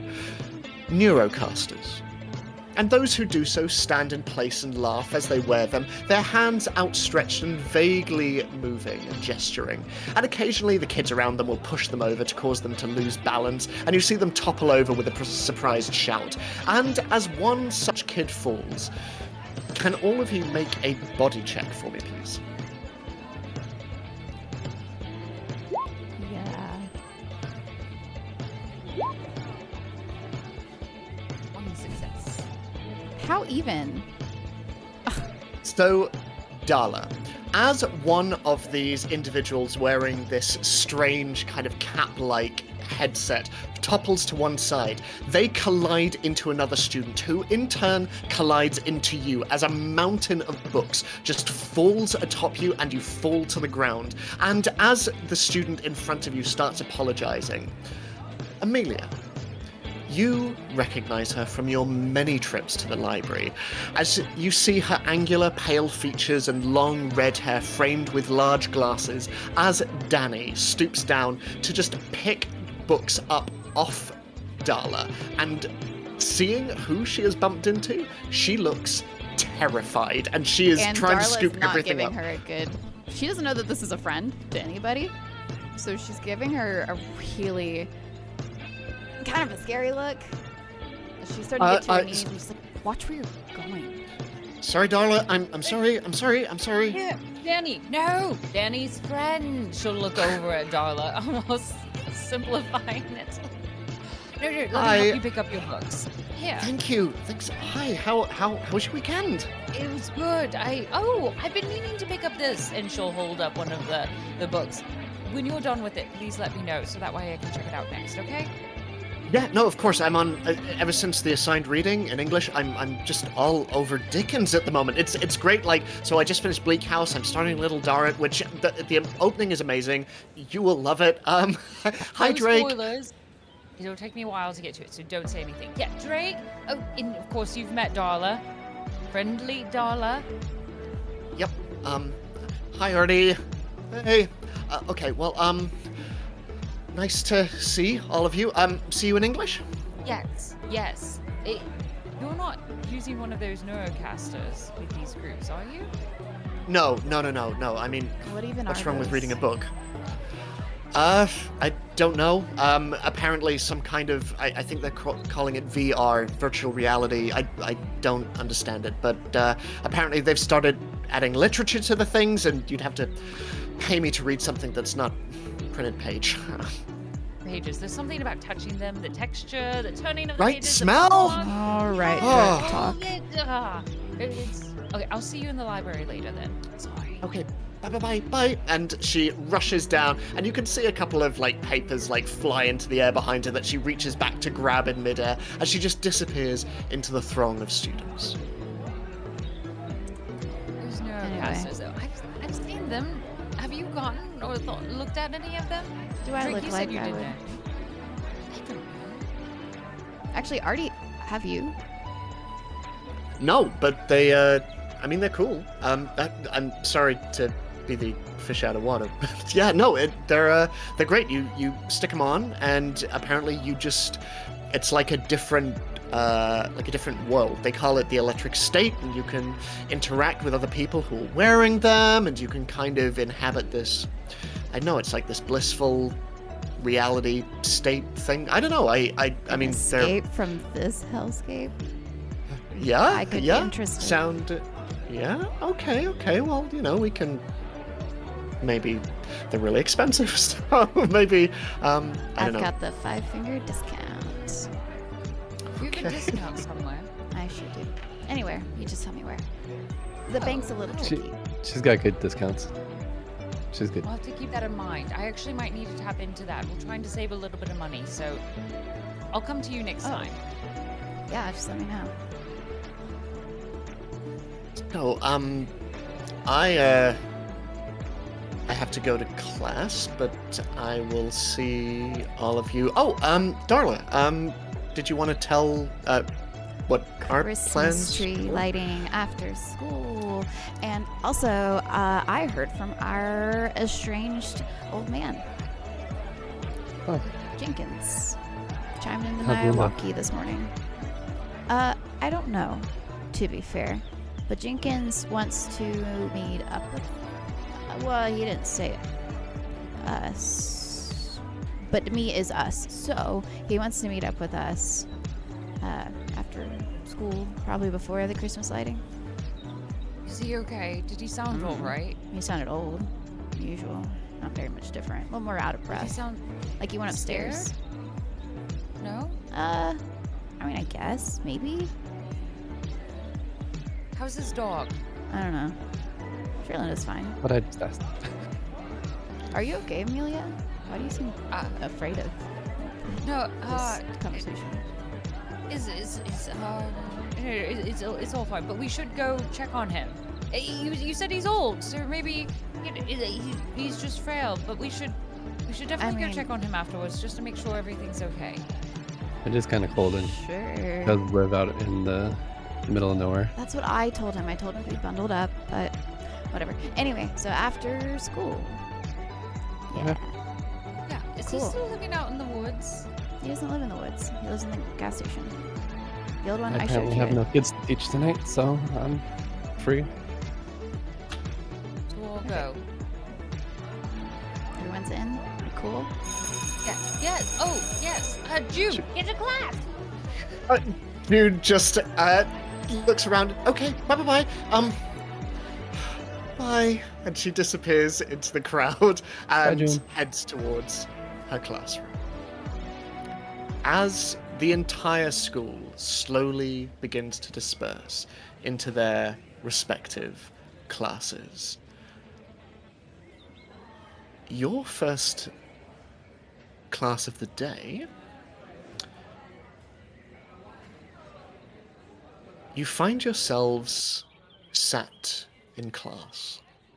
Winter sun stretching across your desks as, glinting through the fogged up window, you see the copy of A Christmas Carol in your teacher, Mrs. Reynold Jackson's hand. And as she reads aloud to you all, "Man," said the ghost, "if man you be in heart, not adamant, forbear that wicked cant until you have discovered what the surplus is and where it is. Will you decide what men live, what men shall die?" These are the words the ghost of Christmas past, present, and she places the book down on the table, speaks to the protagonist of A Christmas Carol, Ebenezer Scrooge, as they observe the meagre feast of his employee, Bob Cratchit, here representing the underpaid working class that were a very present reality in Dickens's London. But while he has found meaning and purpose in the love of his family, Cratchit's surroundings are the very thing that has driven his employer to become a miser he is today. Because as Belle states earlier in the book, and she picks it up again, you fear the world too much.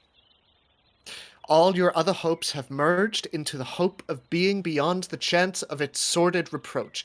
I have seen your nobler aspirations fall off one by one until the master passion, gain, engrosses you. So, she asks, in full knowledge that not all of you have done the assigned reading, if his associate, Marley, was dead to begin with, how does Scrooge escape this same fate by the end, and where does his ultimate redemption lie? Anyone? I actually have a different question. Okay, Amelia. She sits back on her desk. I mean, it's a really weird premise, though, that, I mean, he's visited by ghosts, but he believes them and listens to them at all. I mean, what if Scrooge just chose not to listen to any of them or engage in their stories? Would that even matter then? Well, I don't know. Why do you think that Scrooge is so willing to believe them? I think he might see an inkling of truth, or maybe a little bit of fear if he doesn't listen to them. So, do you think these ghosts then are a manifestation of his own fears, rather than any kind of judgment from the beyond? Well, that's the thing, right? Do ghosts really exist? Is it real, or is it just him trying to have a conversation with himself? It's an interesting premise. What's the right answer? Drake? I think it depends. Okay. Amelia, respond. It depends on what, though? It depends on... Well, I guess it depends on if for one we accept the fact that ghosts are real, and then in this case they could be real, and he's being visited from the ghosts to help him become a better person and also guide him on the right path. Or if we don't think that ghosts are real and he's just slightly crazy and he has these inner monologues with himself, he knows that he's going through something and he needs to fix himself, or else he'll end up in a situation that will essentially ruin his life or make him not like who he is anymore. So it depends, I guess, just which route you want to believe in as Which a is an reader. interesting choice. Is Scrooge's decision to reform at the end self-preservation, or is it something more? Is it selfless, or is it selfish? Wouldn't it be both? Tell us why. Well, I guess for the whole thing, like, instead of depends, it could also be both there too. Maybe it's external, and when we engage others, we see the message that we think we want to see out of it. And thus, by helping ourselves, we also help others. Sometimes they're in opposition, but sometimes they can work together. So, I suppose the question we are asking ourselves is there such thing as true altruism? If we do a good thing, do we expect to receive nothing from it, but do we feel good about that? Oh. If it benefits us in any way, then it can't be selfless, can it? But is Scrooge's future fixed? Miss Oakes, if you could not scratch the table. I barely touched it. There's a big line. Don't worry, you can Stop. borrow my notes after class. So can the future be changed, I suppose? Is Scrooge's future fixed? Or do his decisions have some impact on it? Is he being shown what might be? Because nobody knows their future. So how do you know it's fixed or not? It is what it is. So, in your opinion, then, Miss Oakes, This is What- not my intention. what are the ghosts? Past, present, and future. What are they? I don't know. I don't believe in ghosts. This is dumb. Well, then this might be a little less dumb. Good luck. We only have a few classes left in class before the end of the school term. So, Miss Oakes, you will be thrilled to know I am not setting any essays for the Christmas period. What I am doing is I am setting you something a little different. Over the next couple of days, I want you to think about what you value, much like Cratchit values family and home. I want you to think about what you find meaning and purpose in. You have a few days to go away and think about it, but for our last class, we will be sharing. This is an individual project, so get creative. It could be anything: a book, movie, a place, a memory, a photo, anything you like. Are we supposed to bring it? If it is practical to do so, yes. Okay. Well, in that case, class, and as she says this, the school bell rings outside, and immediately the class begins pulling their bags up, and she's like, okay, I will see you towards the end of the week. Mr. Lee, Miss Oliver, lovely work as always. Thank you. Thanks. As you head off, and the rest of the day continues, what would all of you like to do? Any conversations, any lessons you would like to attend, anything you would like to do with your school day? Darla wants to finish that graffiti and make it hers. How dare they? It's her territory. So, how do you finish the graffiti? And I'm also going to ask you to make a sneak check for me. Edward. Don't get in trouble. If you get caught, you won't be able to go to the light ceremony with us, right? That's after school. That's like a town thing. They can't That's tell me I true. can't do a town thing. So, Ah, yes, I'm so sneaky. as you are finishing this this graffiti, you just hear just coming to a stop, and as you turn around, you see the custodian, Mr. Beck, and he is stood there next to a trolley, and there is a mop out of it, and he is just staring at the lockers and the graffiti that is sprawled across the toilet door and onto the What do you nearby think? metal compartments. I had to finish it. Somebody started it, and of course you can't leave artwork unfinished, especially if it's going to help elevate, right? Make a charm check. Okay. It is very high. That's fine. I just look at these curses. I can't get anything. You just see a mop fly towards you, and instinctively it just lands in your hand, and he just nods towards the graffiti and just stands back and crosses his arms and just...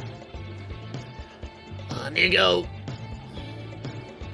I could use a workout anyway, she says as she does it. So, Not her first Amelia, rodeo.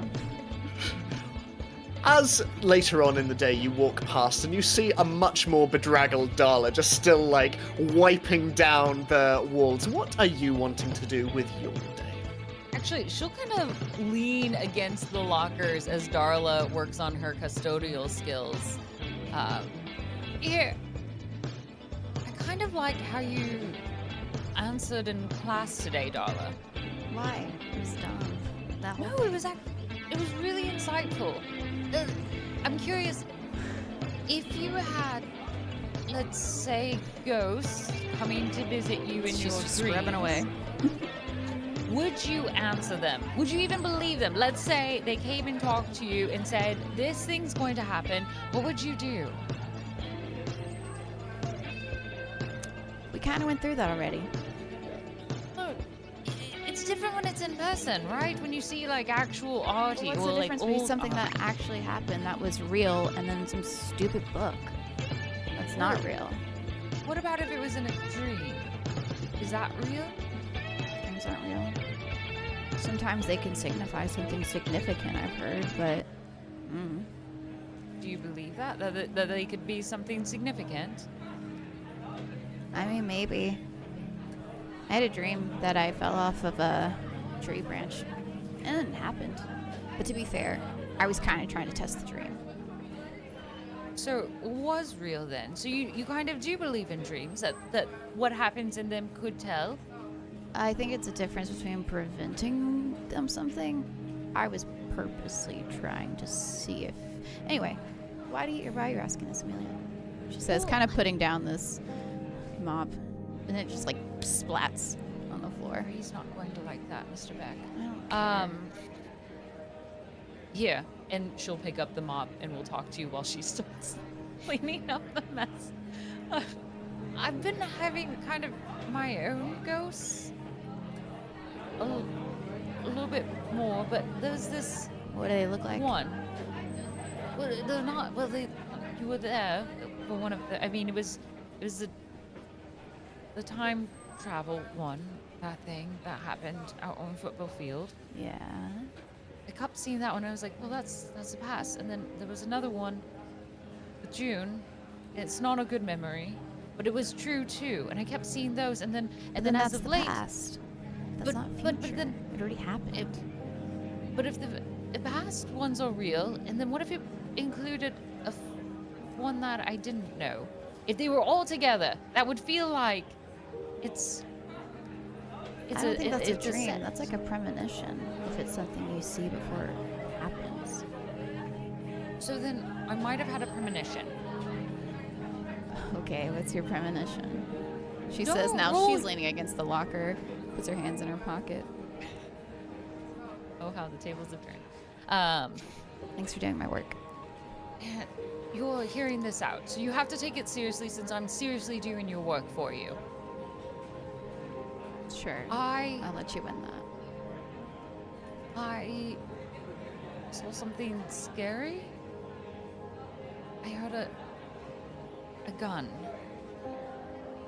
Okay. I heard a dog cry out. And then This is a dream? it happened while I was sleeping, so dream, premonition, I don't Nightmare. really nightmare. Doesn't So sound and then I saw someone, well, somebody you know. And I know like 6 people. Good. So that list is really short. I don't know if But that's the you're actual different. number. Sorry, I just made that up. Anyway, sorry, that doesn't matter. Who'd you see? Mr. Jenkins. And what was Mr. Jenkins doing? He was scared, telling me to get away, and then he got shot. In your Darla. dream? Why are you Well, that's dreaming why- of that? What'd you do? don't Did you want- eat like pork rinds before bed? I hear that messes with your dreams. No, I didn't eat pork rinds before bed, and I didn't do anything. I don't talk to him.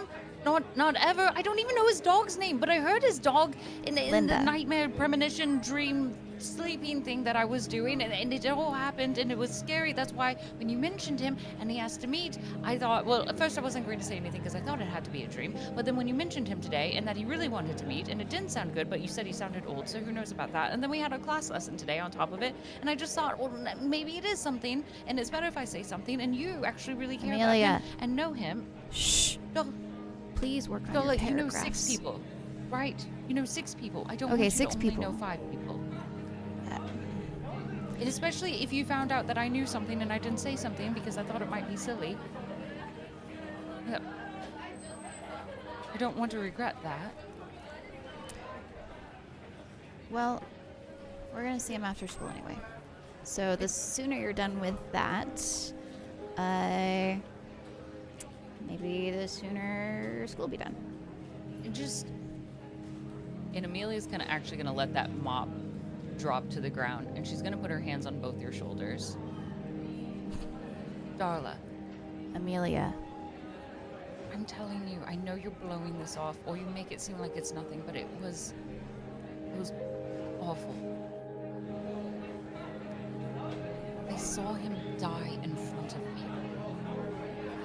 that doesn't mean it's real. But it felt real. It felt very real and scary and awful, and he didn't deserve it, and he was warning. Listen, we've been through a lot. And it's not something in books. There's no answers to that. And now I'm thinking my dreams are telling me more than I can find in any page, and I think we should take this very seriously.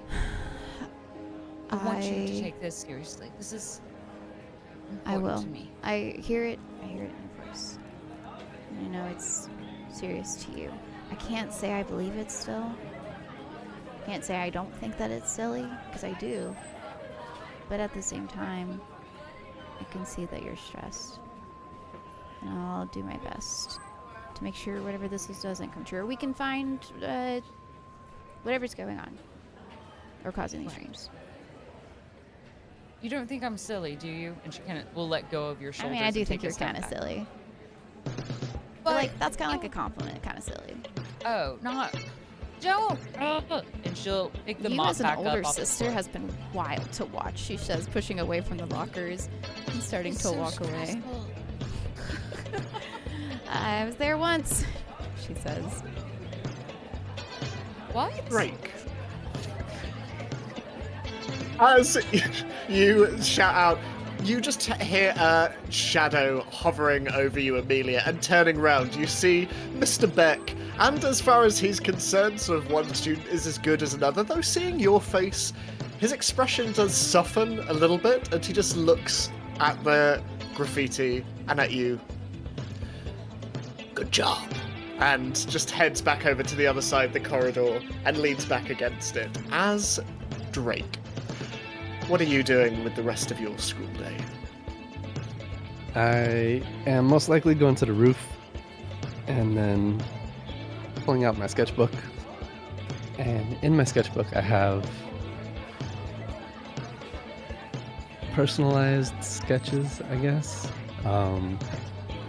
for Artie and Nico and Amelia, and one for Darla. And kind of have like a couple pages scratched out for Lana that like I had started, but couldn't figure out what to do, so I kind of gave up on it.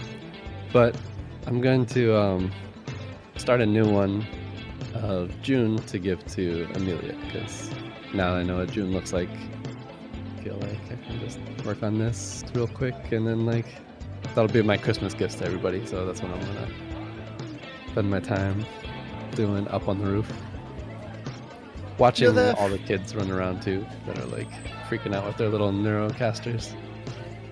You see that many of these kids who are wearing Neurocasters, it's essentially like wearing VR headset. Like, they can't see the world around them, and many of them, as they wear them, just stand perfectly still. Just their heads occasionally moving up and down and vaguely around, almost as though responding to something that you can't see. But as you look on, you just hear a creak from behind as the familiar face of your science teacher, Mrs. Sparrow, comes round the corner.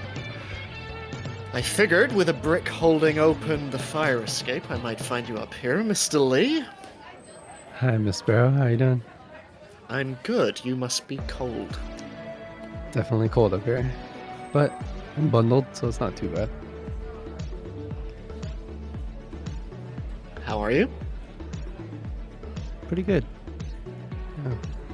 I thought so. How are you? How's Mr. Sparrow? Better. Thank you for asking. Glad to hear that. He passes on his very warm regards to all of you.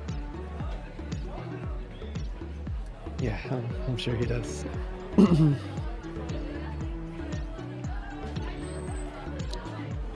I am not allowed as a teacher to call my students idiots, but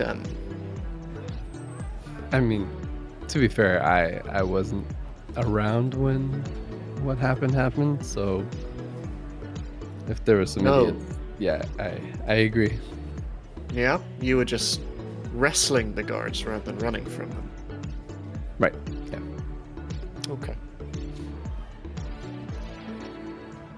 Well, I'm glad to have you with us. In one too. piece. Me Ooh. too. And she flicks her cigarette down and just putting it out. Young man, what are you doing for Christmas? I actually don't know. Well, as a teacher, but more importantly, as a mother, it is in my best interest to look out for the students and for wayward children. So if you would like a place to sit and have dinner, you're more than welcome to come over. You'd open your home to an idiot like me? So long as you promise not to wrestle anyone or break anything, yeah, I reckon so.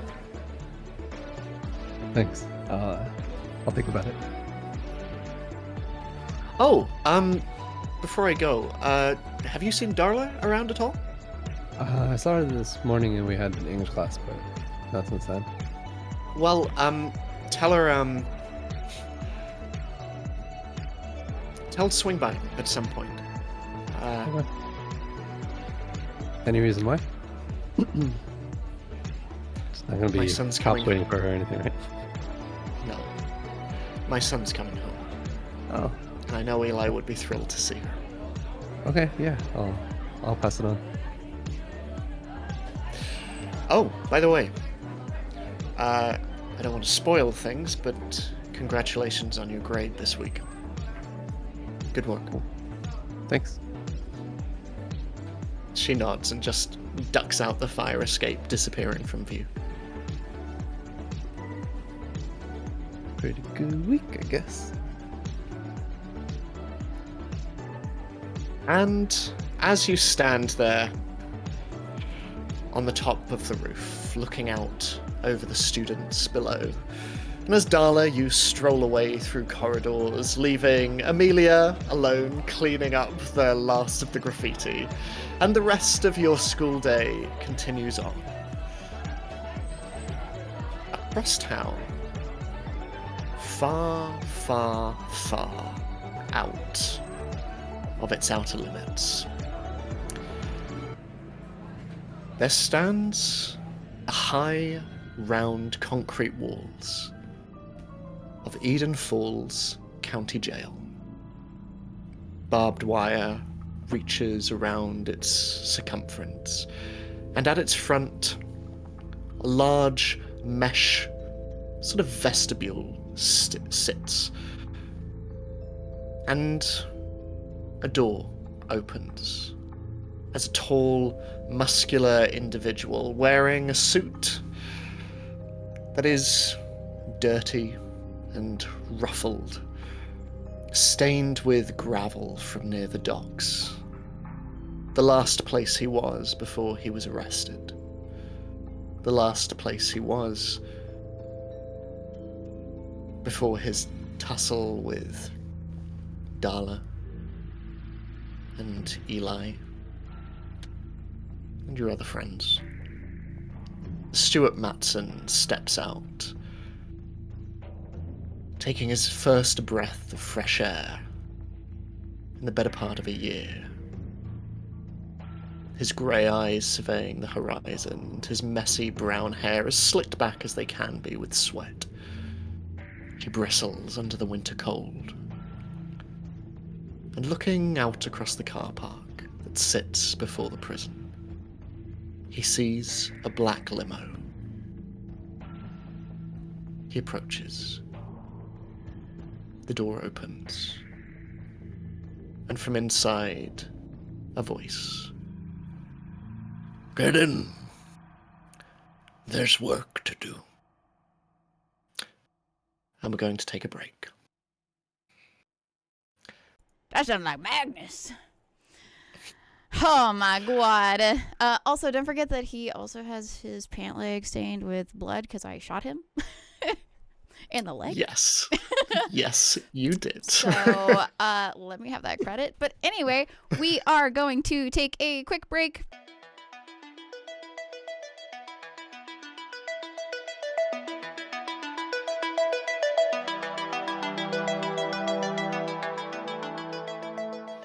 So, let us dive straight back in as the day draws to a close at Jenkins High.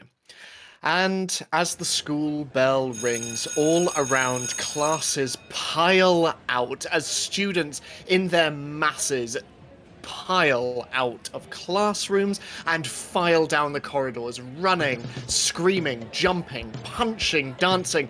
There, all manner of students just fly out of the front doors of the building as Amelia, breathless and sweaty and still holding your mop in hand, you watch as Mr. Beck walks over and examines the now clean wall. Not a sign of graffiti left upon it.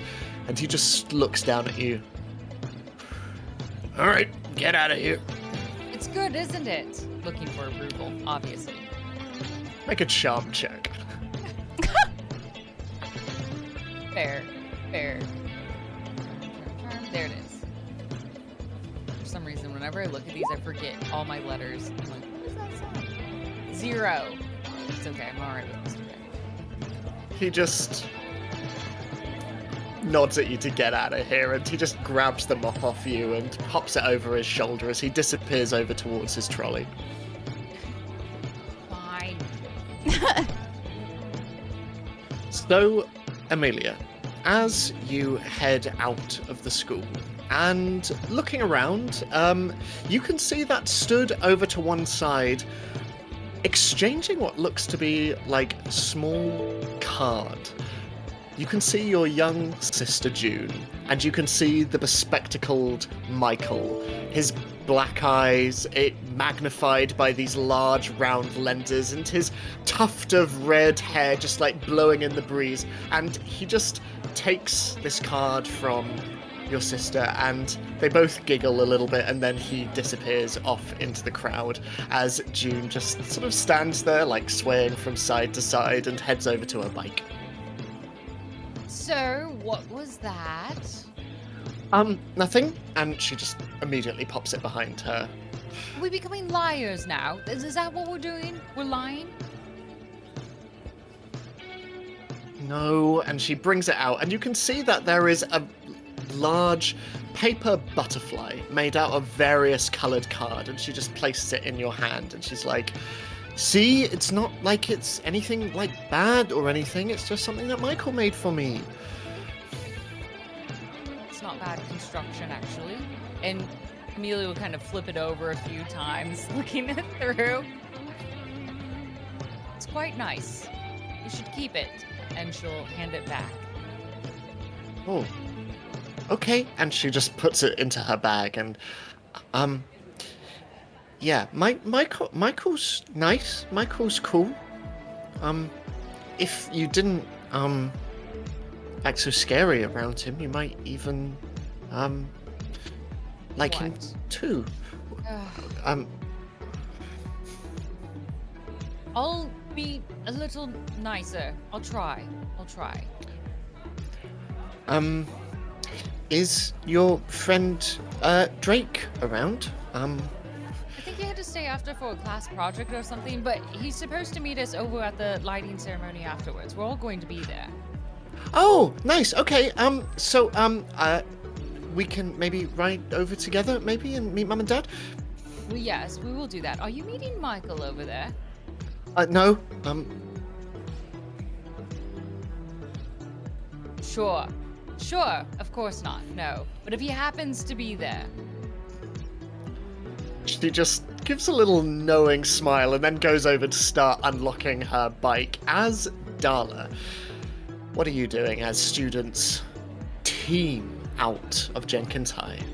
Waiting for Artie. She would wait outside, probably just up against one of the walls, fiddling with whatever like paper balls she has in her pocket at this time. I'm just waiting for him. As you look around and you see the cornucopia of students before you, glancing your eyes to your right as you lean against the entrance to the school, you see Jenkins High Football Stadium. And as it has for the last month or so, you can see that it is surrounded by scaffolding. There are repairs being made to the unexplainable event that happened there on Halloween. You can see that the pitch itself still carrying the wound down the center of its pitch. The green grass pulled back and the earth beneath it crumpled and jagged. It is going to take some renovation to get this back to the glorious stadium that it once was, and you can see that no expense is being spared in this regard.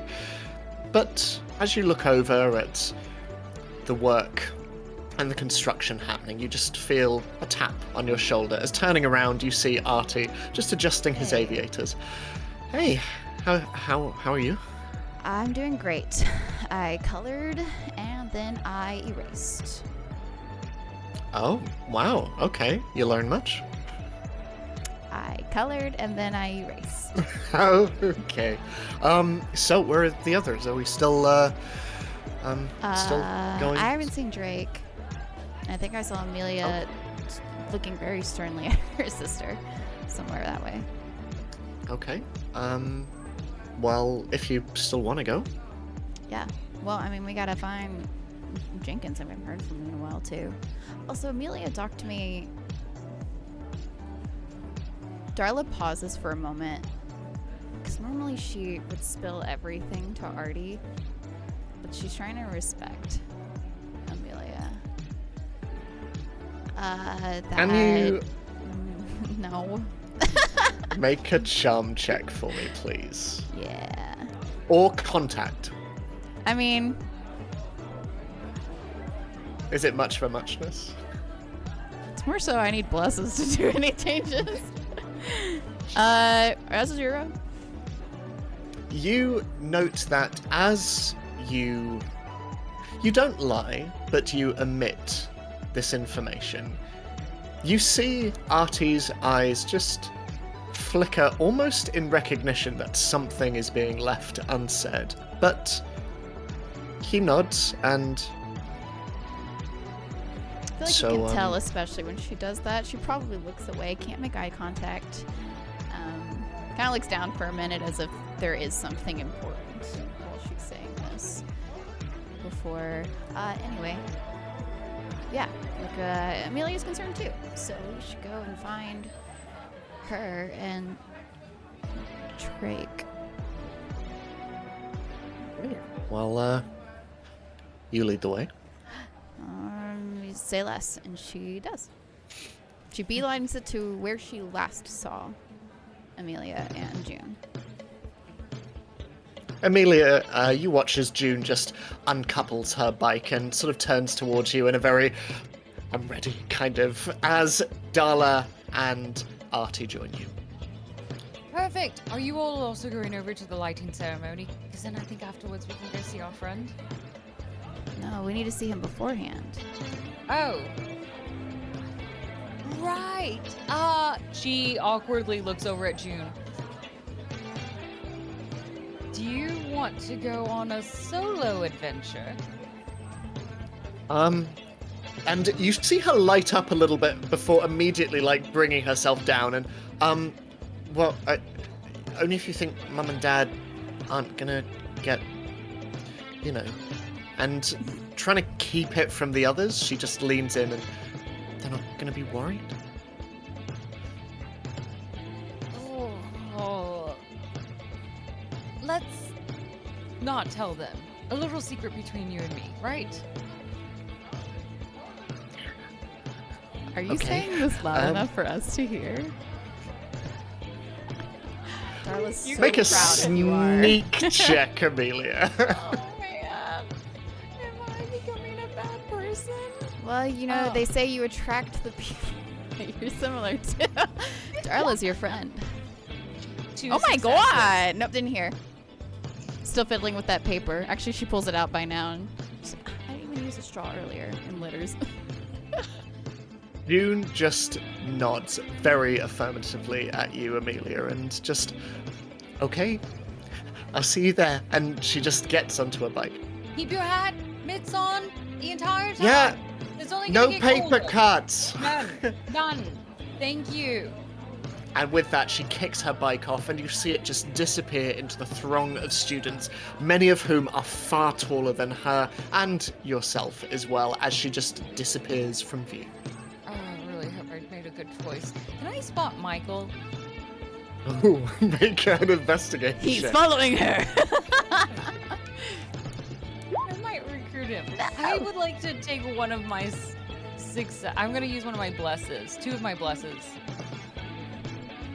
Oh wait, I have one. One's a 5. Yeah, one blessing.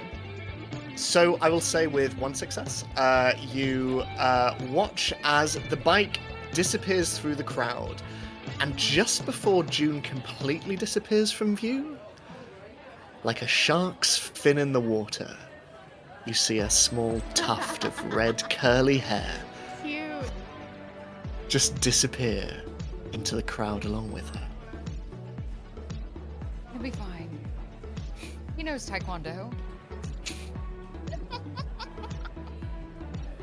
Yeah. Artie just looking around. Well, if Drake knows where we're going, do we wait? Do we go? Or did Mr. Jenkins say when he was going to meet us, or Just after or school. you? I guess. Okay. So, it's after school. Darla would actually like to do a little segue really quickly. And Okay. I'm gonna go see if I can find Drake really quickly. Okay. Make a general investigation check for me. Oh, she's not actually trying to find him. Oh, okay. Well, I Like, will she's say. not determined. If she finds him, that's cool. But she was gonna run over to Miss Sparrows and be like, I know where Drake is. I will say that as you're walking around, you don't find Drake, but you do bump into someone else. Can you make a body check for me, please? Yeah.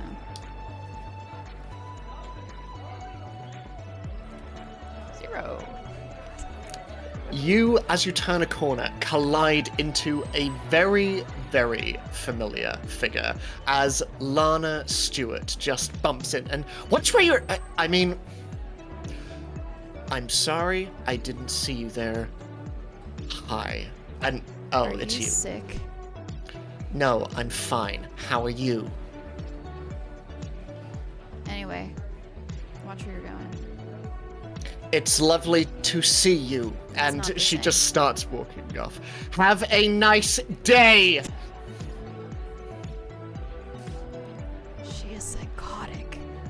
Just as She she disappears continues around the running corner. toward Miss Sparrow's class to see if she can find Drake.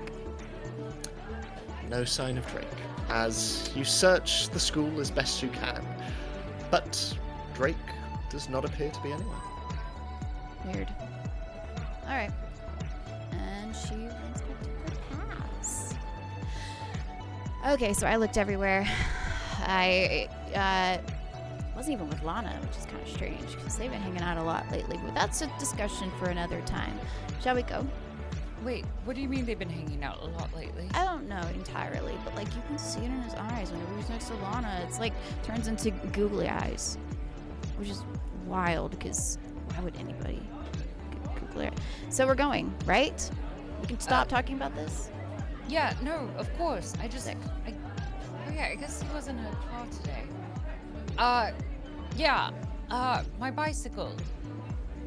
My bicycle. Remembering that she had just left it somewhere in the yard before school to look at June. And a moment of panic crosses her face, trying to figure out where she stupidly just left her bike unlocked in front of the school. Can you make an investigation check for me, please? I would like to, yeah. Girl, that bike's gone. I know, I'm real worried. One okay. success. Maybe. You can It's get gone. Your bike has disappeared. Are you sure you wrote it? Yeah, and right after my paper route. How am I going to do my paper route tomorrow if I don't have my bicycle? It's going to take me so much longer. I'm gonna have to wake up early. I mean, I'm I gonna have to run a after June if she helps me. bike you can borrow. It's old. Do you really? Oh my God, that would the be chains such a work dream. I well. don't have a backup bike. Oh, I could hug you. Can I hug you? No, this one's your choice. I won't do that. Okay, that's fair. You're Yeah, doing me a favor. save it for tomorrow, like you always Yes. do. Awesome. Anyway, just remind me later and I can show you. But, I can't recall where I said we were gonna meet with Mr. Jenkins. So it was behind the radio repair shop, That's right. which is... and the shop itself is right next to the town square as well. Perfect. All right. Have you ever been to the radio repair shop? We may have accompanied Nico there once. He was picking up pieces or parts or something. You, Darla, you have been there Yeah. before, I believe, yeah. But all the way back in the heady days of season 1. No, that but specifically was Jane and Jackie. that's Or right, not Jane. yes. But No, it was Jane. Yeah. No, wait, who was with Jackie? No, I'm blinking now. Flashback. Chloe?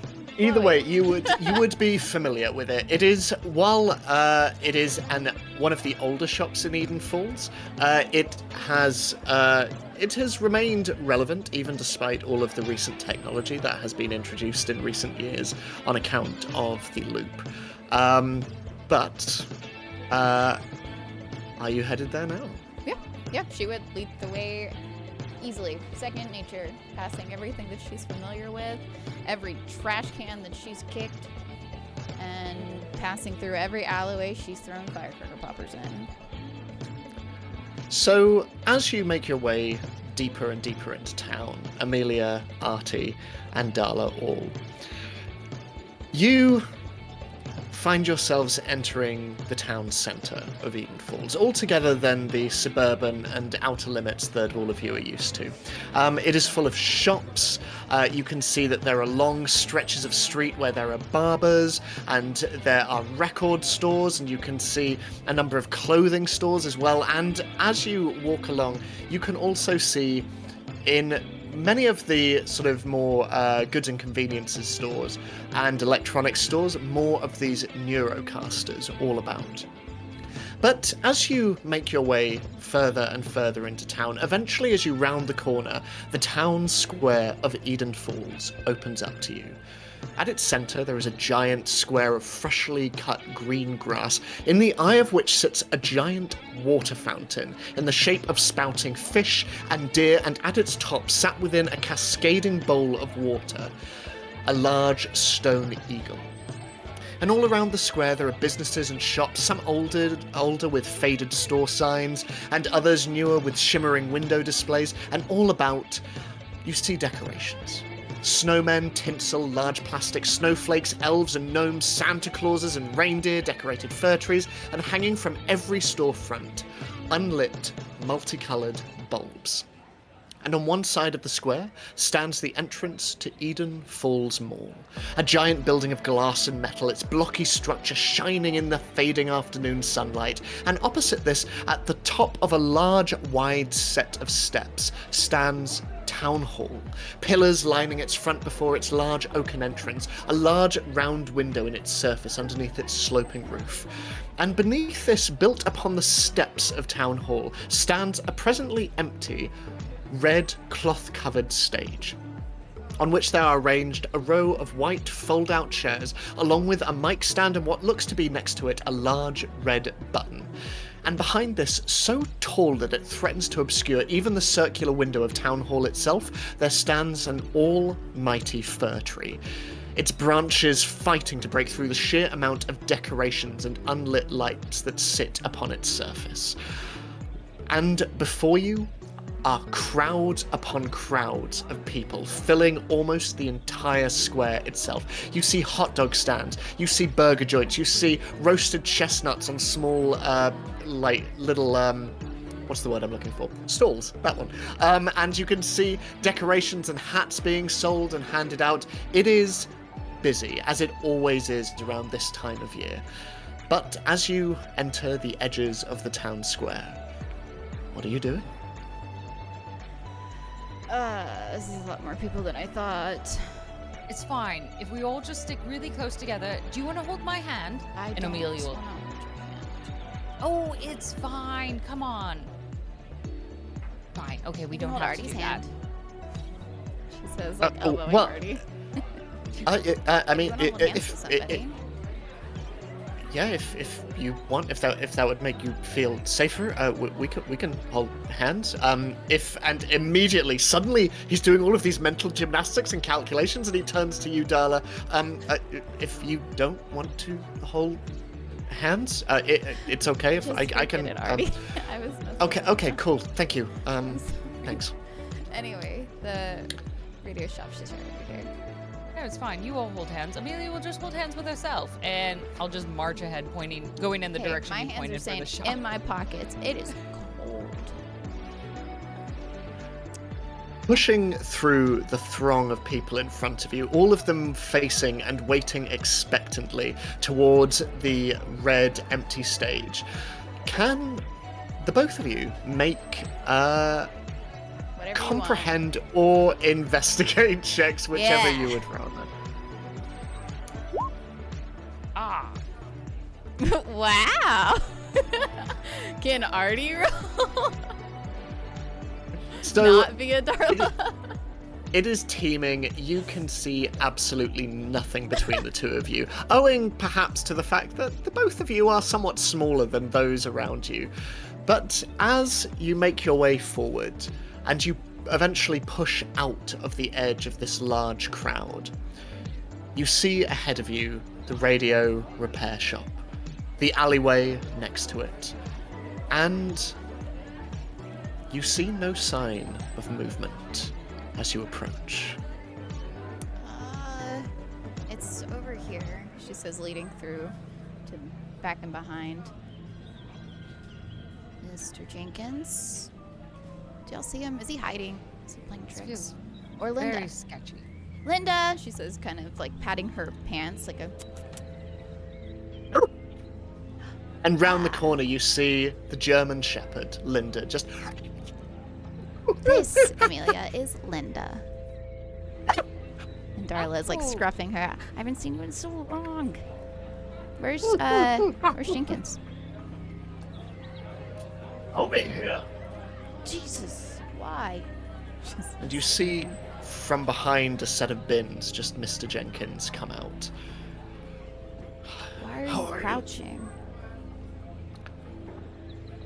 Come over here. All right. She does. Come on, Amelia. How are the both of you? There's 3 of us here, Mr. Jenkins. Are you okay? Can you count? Oh, and Artie comes round the corner and... Hi, Mr. Jenkins. Oh, yeah, the one who got me fired. And Artie just shrinks back a little bit. You're never gonna live that down, Artie. Anyway, why are you... 1, why have you been missing? 2, why are you being weird? 3, what do you want? I mean that very respectfully. Where is that tall friend of yours? I don't know, I I figured couldn't he'd be find him. with you. But he knows where to meet us, I think. Around a month ago. Look, your friend, I'm sure he'll tell you, but he has a place in Eden Forest, a little cabin he likes to go to. And around a month back, Drake? we all have little secrets. A little home away from home, but around a month ago, Linda and I happened upon him. And, well, we found something while we were there. Just buried next to the door. And you see him just reaching into his backpack and placing it on top of the nearby bin. He's rifling through it. And I figured you might want to take a look. And he pulls out a large bundle of cloth and hands it over to you, Amelia. I don't know how long it's been there for, but judging by the age of the cabin, we're talking beginning of the century, easily. So when you were What's born? in this? Sorry. I couldn't help myself. Mr. Jenkins, almost despite himself, gives a little smirk and... I haven't had you to pick on, so I gotta get it out now. Well, I'm sorry I've been so absent, but I have been. I've had to be careful. Since your escapades around the Loop facility in October, military presence around the area has been more stringent. I've had to keep a low profile. But, this has been taking up a lot of my time. And as he begins to unfold the cloth in your hands, Amelia, you see that it is not simply cloth. It is what looks to be a hazmat suit. And on it is a logo. One that simply says, Logan Industries. No, not again. That's... What? Yeah, but that's not an ARPA one. Is this familiar? No, Like, have I seen this before? You have not seen this before, no. This... No, is this a prank? This can't be. What? Why does it say Logan? Who's Logan? You met John. well, I can. We snuck into their house. Remember Delilah? Oh, those Logans. That Yeah. Logan? These rich? So they They're have kind of their the own- only wait. Logans. If there's a Logan in Eden Falls, they're probably related. Last name, Right. Logan. Mike. Not first name. Sorry. My question is, if you were successful in sending the time machine back, and if you were successful in closing any trace of fractures in time and space and reality, what is a Logan Industries hazmat suit doing buried beneath a cabin that has been around since the early 1900s? Could be like a time capsule. No, that doesn't make sense. There has to be like another slip, or somebody got through, or something's come back. This can't be good news. Where did you find this again? In his cabin? Underneath his cabin?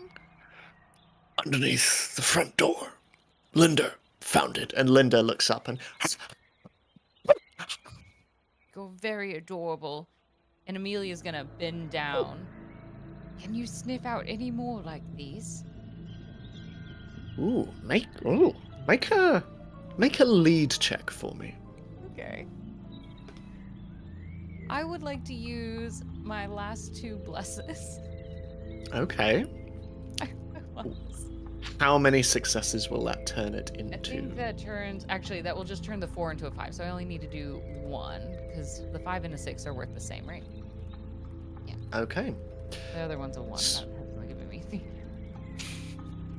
Okay, so Linda looks at you somewhat confused and cocks her head, but nevertheless moves forward and just says, and just starts sniffing the cloth in your possession. Obviously, I figured it would be of interest to all of you. Why, though? John said his aunt is harmless.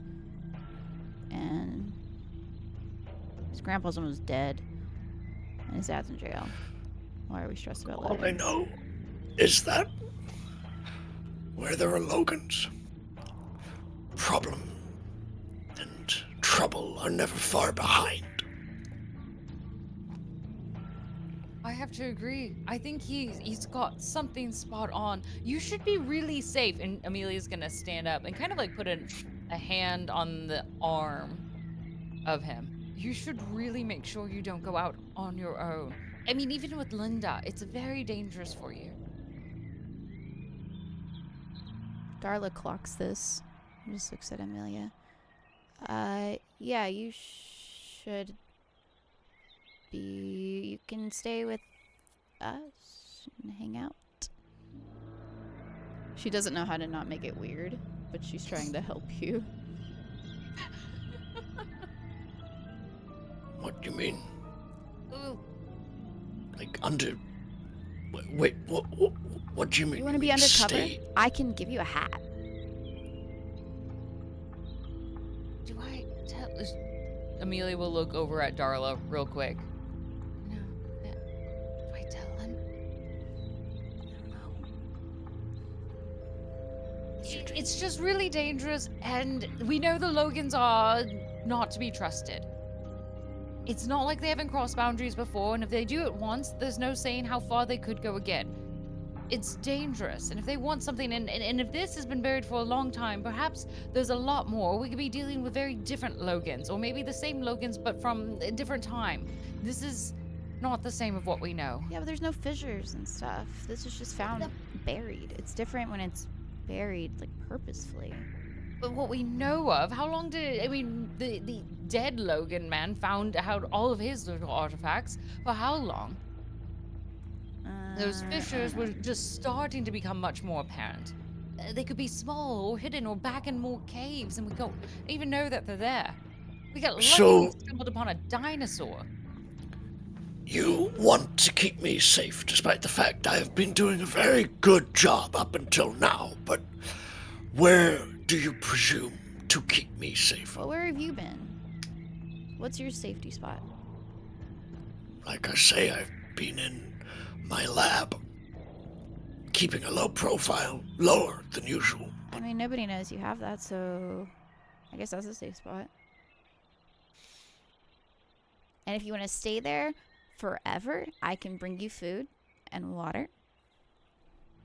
I mean, forever is until you're safe. Both of you make either lead or contact check, Sure. whichever you'd rather. I'm feeling real good right now. Are you? Mhm. So good. 2 successes. At least one of us is feeling good.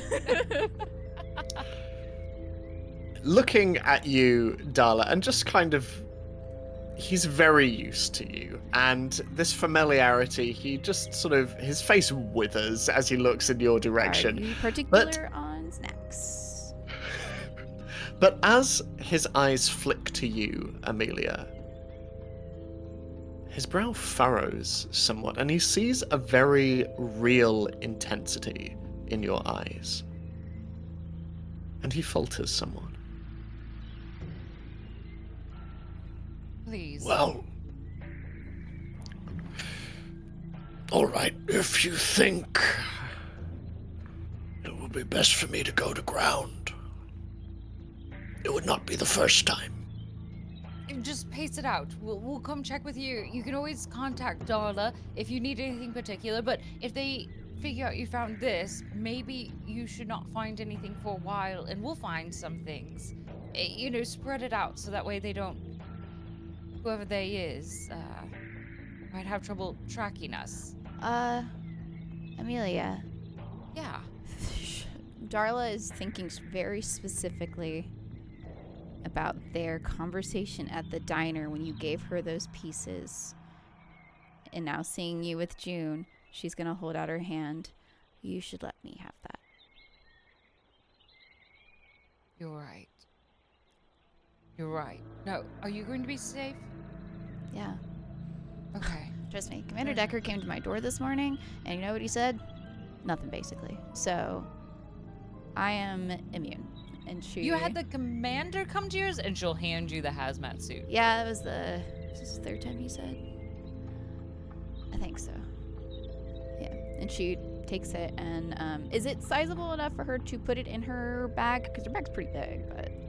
Yeah, it has the texture of material that has definitely degraded over time. It is very, very thin, and there are patches where it has almost been worn down to little more than just individual threads. It is excessively old for something that has clearly been made within your lifetime. All right. Well, it's with me, just so everybody knows. Right. And Amelia, you will be safe. She says you very generally, as in, like, I don't know who all knows about. Like, I don't know if Mr. Jenkins even knows that June was affected. Well, in that case, I'd better make a move, but, Do you want us to walk you to your place? It's just a tree lighting ceremony. well, it looks as though it's about to begin. But I should be fine, thank you. Walking me when you get back. I will. It's, good to see you. You too. Thanks for breathing still. Don't stop doing that. Keep him safe, Linda, she says, petting. And with that, Linda, tail wagging, just turns and begins to follow Mr. Jenkins, who, nodding at all three of you, just disappears down the street and then round the corner into the shadows as the sun begins to set in the distance and the soft orangey glow of the afternoon stretches through the town. And you hear a cheer going up from the crowd. I think it's time to go. Y'all really wanted to see the tree, right? Amelia, are you okay? Yeah. I don't know. It just seems weird that I keep seeing all these dreams and then it still all is happening. I don't... Wait, you're having more dreams? Well, besides the ones that we had. I haven't dreamt today, but... And then this hazmat suit shows up. Was this in your dream? Not the suit, but... I mean, all of this from a different time. Was Mr. Jenkins the only person you could make out? Was there anybody Yes. else? Like, who had the No. gun? Was it me? No, I couldn't see. I just heard the sound. I heard Linda first. Mm, And then there wasn't Linda, if you know what I mean. yeah, you know what? And she's going to just kind of throw her arm around your shoulders and start walking you toward the ceremony. We should get your head out of this whole dream ordeal and focus on some fun reality. Like Right. lights. Right. Can't take this home. Right. We'll shake it off, and then we'll look into it tomorrow. I don't know. That's Do we right. go back to the cave tomorrow? Do we go to... we need to find Drake. And suddenly you see this just sudden focus for Amelia. Darla We'll just find him. lets We'll go of to your his shoulder and secret she's like, house. as you round the corner and Artie follows you, and you see the large crowd of people in front of you just bursting into applause, all of them looking in the direction of the stage and the tree in front of Eden Falls Town Hall. Can the both of you make comprehend checks for me, please? You got it. I'm feeling real smart right now. Dang, that hurts. So smart right now. You know, you have So- rerolls. I just don't know if mine's beneficial. So, I will say with 0 successes, you notice nothing out of the ordinary. I will say, Amelia, you do see some very basic things.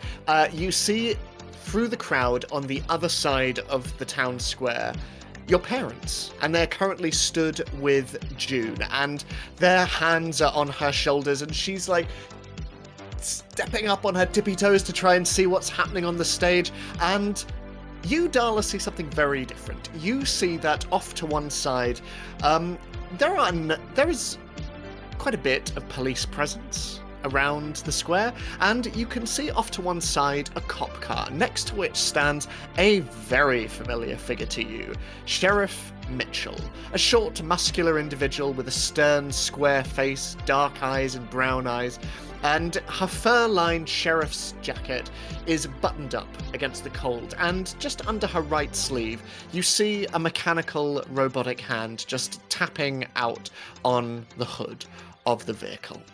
But as the cheer goes up, you see from Town Hall a small group of figures approaching. A number you don't recognize, but 3 you do. Leading the pack of officials, you see Mayor Gina Hirsch, bedecked in a very wide-shouldered emerald green jacket, and her brown hair a bob framing her quite stern-looking face as she walks forward. And behind her you see 2 others. As Gina Hirsch waves in front of them, you see your old classmate, John Logan. Slicked back brown hair and very smart suit on. And you see that hand on his shoulder is his aunt and guardian, Delilah Logan, who beams and waves out to the crowd as everyone cheers, and as everyone takes their seats on the white fold-out chairs, Gina Hirsch steps forward to the mic stand.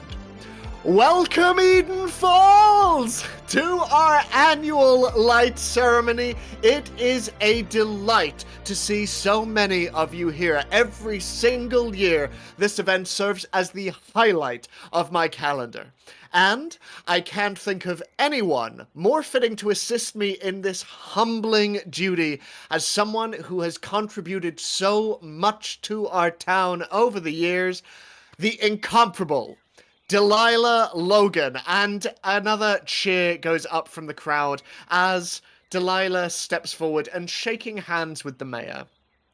And I would say, Darla, you definitely notice a slight tension between the two as Delilah steps up, and the crowd goes quiet as Delilah taps the mic. And I'm sorry, I'm not very used to public speaking, and a ripple of laughter goes around. Since this town was first established back in 1891, there has always been a Logan in Eden Falls. We have been here since the beginning, through the Great Depression, through 2 world wars, through a recession, the discovery of magnetrine technology, and with it, the introduction of our great loop facility, the second ever U.S. site after its sister, Boulder City in Nevada. Eden Falls has changed a lot over that time. Perhaps no more so than the last year.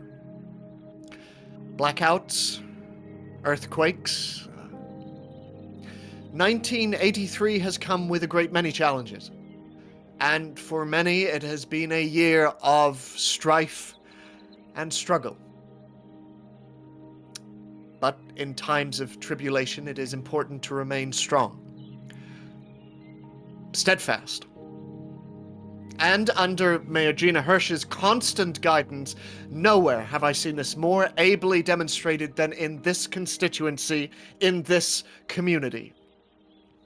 The holidays are a time where we come together, where we reflect on the year that has come, that rests behind us, and look forward to a new one. A year of possibility, and one of change for the better. And mark my words,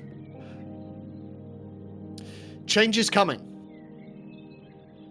And so it is that I am delighted to ring in the holidays. Cherish your families, hold your loved ones, and Merry Christmas. And with that, she walks forward, and pressing the red button to her side, there is light.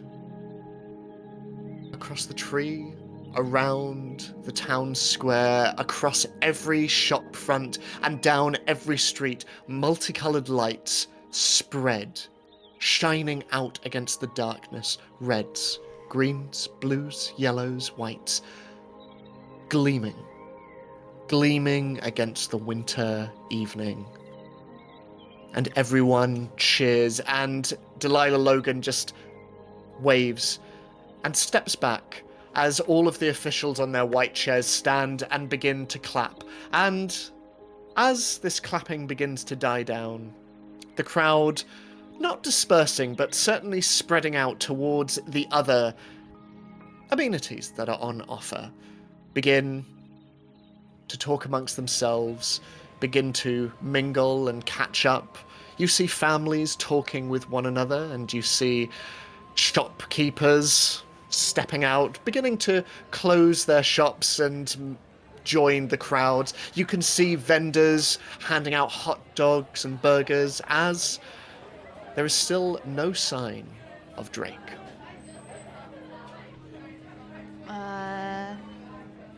Well, that was a ridiculous speech.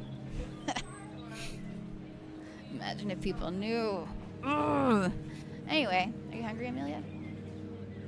Or Artie? Yes. Are you hungry? Yeah, no, I'll get these ones. Hot dog for you, darling? Yeah. Yeah. Oh, and for Amelia too. Okay, lovely. Very hot dog. awkwardly, Amelia just keeps inserting herself between these. I love being a third wheel. You're on our date. Don't worry, we're not official. That's Sam. That's not Marley. As Artie disappears, can the both of you Always.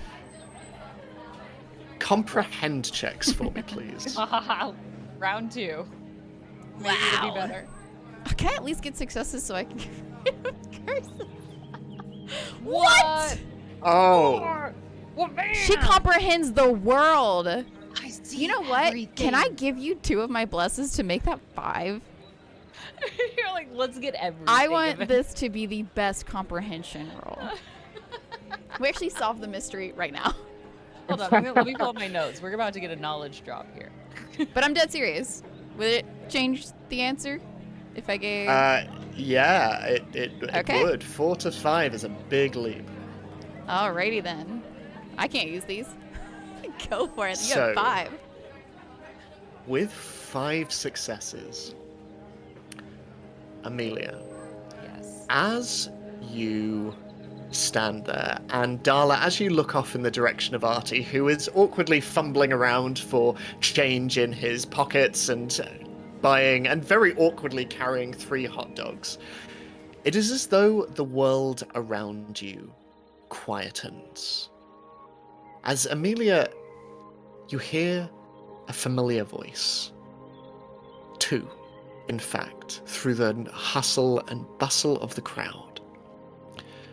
Just down the steps from the red stage upon which they were previously stood, you see Mayor Gina Hirsch and Delilah Logan deep in agitated conversation.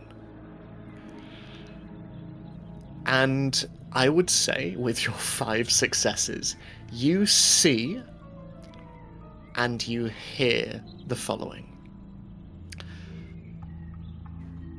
I don't appreciate being ambushed in public, Delilah. You told me in October that our business was done.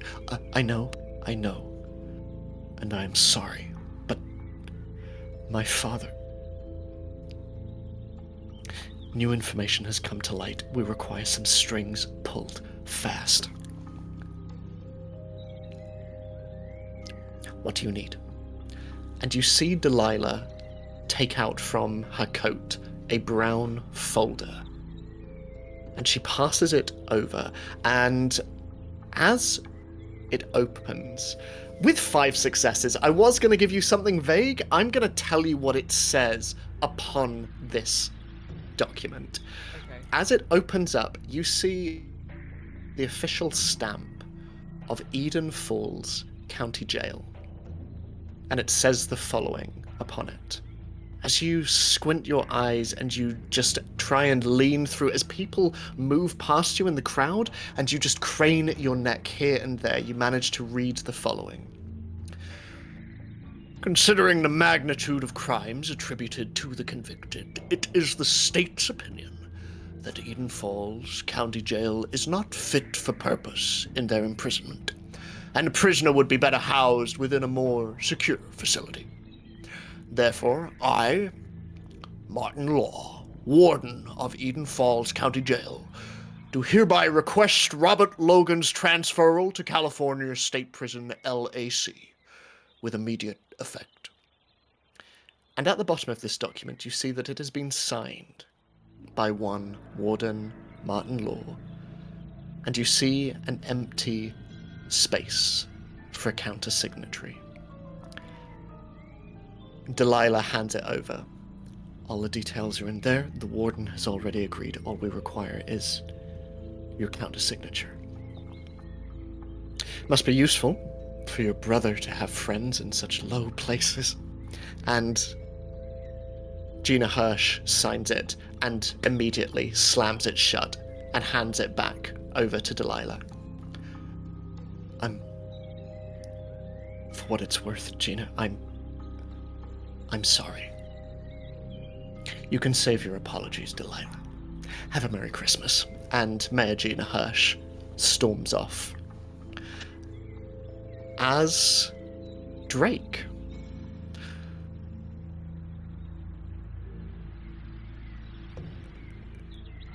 Rounding the corner, and we will get to the reason for Drake's arrival. But as you come round the corner, you see that as you've been walking the streets, and all of the lights in town have turned on all at once. The reds, the blues, the whites, all of them, these Christmas-coloured lights just trailing down every single street, all turned on at once. You round the corner, seeing you have missed the ceremony itself. But you see your friends through the crowd. You see Amelia. You see Artie moving towards the others with 3 hot dogs balanced in a hand, just walking towards them, and Amelia. As Delilah presses the folder back inside her coat and does it up, you see her eyes rise, and they meet yours. And she smiles and begins to move through the crowd towards you. As this is happening, Drake, what are you doing?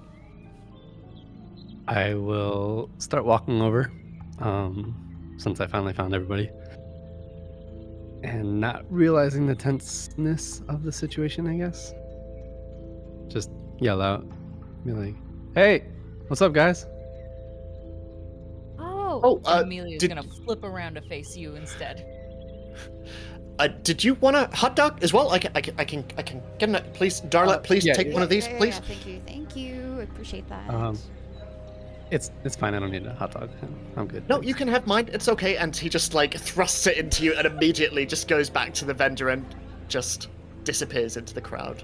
Okay. I'm sorry. Well, cheers. Cheers. Cheers. Hey. Jinx. Drake, we have to talk immediately after this, at least not here. What's Delilah's up? around here. You have a secret place in the woods and you didn't tell us. I planned to at some point. Wait, but why are you pointing out Delilah? Sorry, there are so many things happening right now. She's nearby. She had made eye contact with me, so she knows we're here. So if she does, put So on Amelia's a smiley facing face. our way. I'm facing Amelia's way. Do I see Delilah? you see merely a couple of people away, Delilah moving through the crowd towards you. Miss Oliver! Miss Oliver! Oh, she knows, doesn't Darla's she? going to instinctively reach out and grab your hand. Didn't you say you get nervous around crowds? Mm-hmm. Yes. And she squeezes it. Like, don't worry, you're not going anywhere.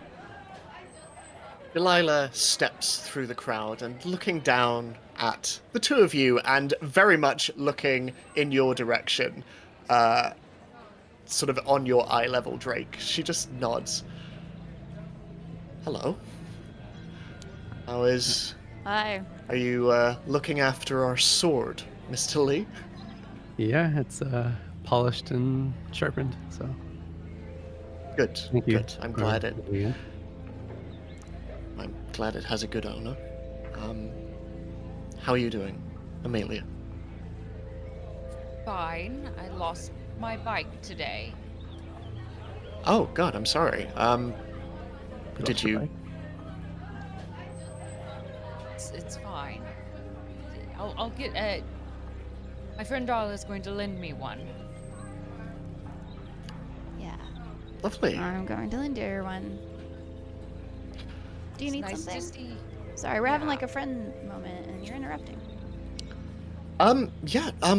Amelia, I wondered if we might have a word. Just the two Darla of us. looks at Amelia and is like, no.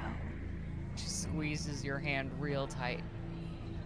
Oh, my friends know everything, for the Wanna most step part. off together? I mean, I just wanted to see how your sister was doing. A slight smile, because it's always a warm thought to think of June. She is good, actually. She's quite happy, and she's moving around a lot, so physically a lot better. Good. I'm really very glad to hear it. And my father also thanks you. It's why I wanted to talk, actually. He'd like to thank you personally. Oh, no, that's okay. It was all very normal things. Was he here? You can come thank her right now. He would rather not in so large a crowd, but and she gestures in the direction of just round the corner of the town hall. You can see a large black limousine just sitting and waiting. Ooh, you want to get it done today? Get it over with? Yeah. It would be a delight to see him. Well, and she looks around at all of you, and, well, I have no doubt he'll want to thank all of you, but, she looks down at you, Amelia, and, all right, this way. John, I'm with your friends, and you see John just slowly approaching and looking around at all of you and clocking you, Darla. He just, oh. Hi, how are you? Hello. I'm great. We're gonna go have your grandpa thank Amelia. Oh, you're gonna go talk to Granddad? Well, yeah. Um, She lifts up Amelia's well. hand. Like, I don't know if you can test it all. It's like, yeah, I have to take care of her. Make sure she's okay. oh, okay. Well, he's nice, he's old, he's, kind of I have no doubt. intense, but Just here for my friend. okay. Have we've not properly met, right? I'm John, and he holds out a hand to you, Drake. Yeah. Drake. Oh, wait, were you meant to join the football team? I was on the volleyball team, but coach wanted me to be on the football team, and I turned him down. So Yeah. persona non yeah, no. grata with him. Yeah, well, Coach Gleason can be a bit of an asshole about these things, I guess. Yeah, just a little. Well, his loss, right? Yep. So And I as guess you... we're gonna go see your grandpa now. Again. Okay, well, have fun, I guess. And he just waves and... Hey, Darla, nice to see you. You know what, John? It is good to see you too. She actually means that, Into this. but is like kind of saying it as a sneer toward Delilah as well. I have connections with Logans. To this, he gives a very genuine smile back at you and heads off into the crowd and turns around. And Delilah, you want anything? Yeah, no. I'll have a burger, please. Cheeseburger. Thanks. He's a good kid. And she walks you over towards this black limousine that waits. And heading on over, she just opens the door and, Daddy, she's, well, all of them are here. I know. I have eyes. And sat inside, you see an older man. One whose face is at once familiar and strange to you. He's thin, in his 70s, with thinning white hair and liver-spotted skin, stretched across a gaunt, pale face, his frail frame covered in a sharp brown pinstripe suit. But the last time you saw him, he was in a wheelchair, with an oxygen mask hooked up. The man before you now looks sprightlier, more alive, rejuvenated and healthier, as the patriarch of the Logan family, Magnus, sits before you. You must be the young lady I have to thank for my recovered health. Thank you. Yes. This is a very nice limo that you have. Very limo-y. Are you by Well- yourself? Just looking at this big empty car. At my age, you require space to stretch out aching limbs. You seem to have recovered really well. I hope the same is true of your sister. She's good, actually. Thank you for asking. Stating. I want you to know I am not one to forget a good deed, should you or your family require anything, and I mean that. You need only ask. And you see just a moment of hope, and then she closes her mouth again as she thinks about those bills that she saw this morning. Thank you. If something does come up, I will reach out. Good. And, you must be, the sword thief. Yeah, you're looking pretty good. You don't remember me? I remember you. Thank you. Thank you No for, problem.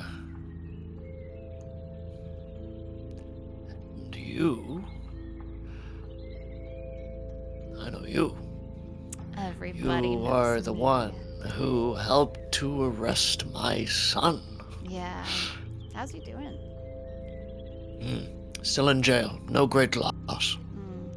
That's great, though. You know, regardless of if they're kids or not, you want to make sure that those who do bad are behind bars, right? Precisely. Discipline. A strong arm. Sure. She doesn't really know what that means.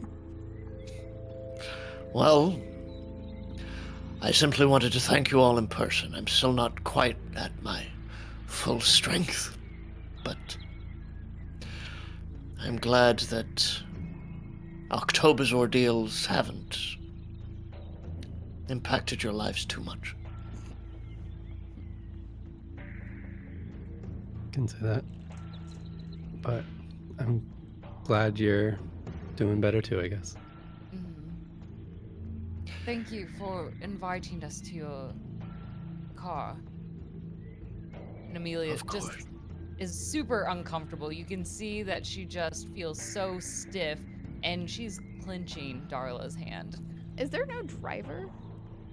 Like Darla's There looking is around a like, there's driver. no way this old man is just sitting here by himself. Like, There is a driver you can see. It's they're not not anyone listening, that right? you. No, they're not listening. They're Okay. just sort of sat there. But Just say, "Quit, you Robert, Magnus sort of looks at you and, well, I suppose you want to get on with your celebrations. I'm sure you're all here with family, but I just Yep. wanted to thank you personally. I've been absent for too long. Absent from my family, from my company, and from this town. And this past year, too much time has been spent trying to fix the mistakes of the past. It's important that we all look to the future. So, thank you for allowing me to do just that. I really mean it. You have given me my life back, Amelia or Oliver. And I want you to know that everything from here on in, it is because of you. So thank you. Of course. She kind of believes the genuineness, only because she saw how debilitating June's health was. Darla feels Glad you're icky when healthy, he sir. says that. Well, you should be very happy with the friends you have, Miss Oliver. And he looks around at all of you. And can all of you make a comprehend check as he says this? Wow. Oh.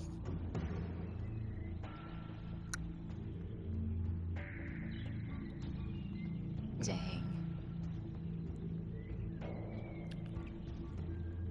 Drake? Oop. You know? Whoa, there we go. Yeah, sorry, I was taking a bit. Yeah. Ooh. Slowly Diva load. Blitz. Drake, as he says this, and he looks round at all of you, you just notice his eyes, as they land on Darla, just twitch a little bit. After all, we are reflected in those we surround ourselves with. See, that's what I've been telling you, Amelia.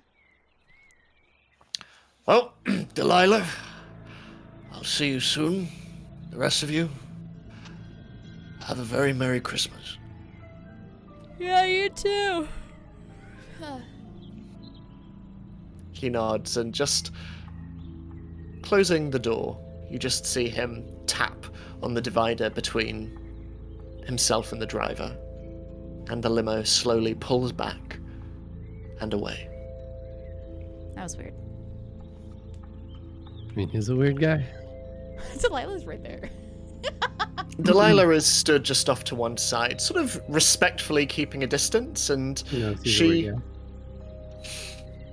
as she nods at the disappearing limo, she comes up and, well, I have crowds to mingle with, and I have a nephew who requires burgers to be paid for, so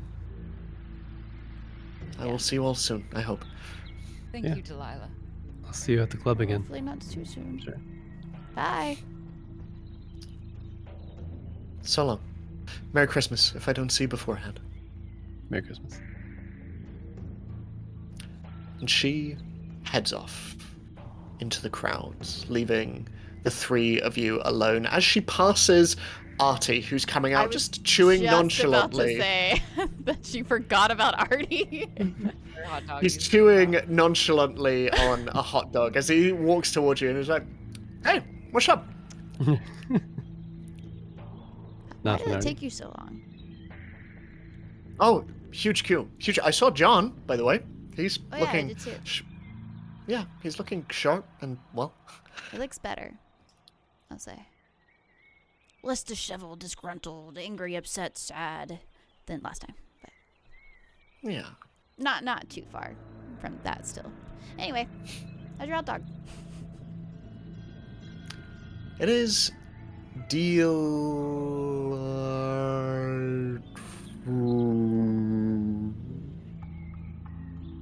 Can everyone make a comprehend check except for you, Amelia?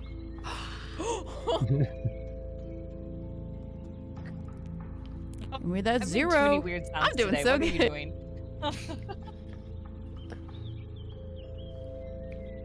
2 Whoa. success. I'm very comprehensive today. You're very comprehensive. This is nerve-wracking. You and Amelia. Darla. Darla's just here, baby. As you look at Artie, and Artie just says, "Oh, this is delightful." Drake, out of the corner of your eye, you see Amelia stiffen, and her eyes go wide. As Amelia,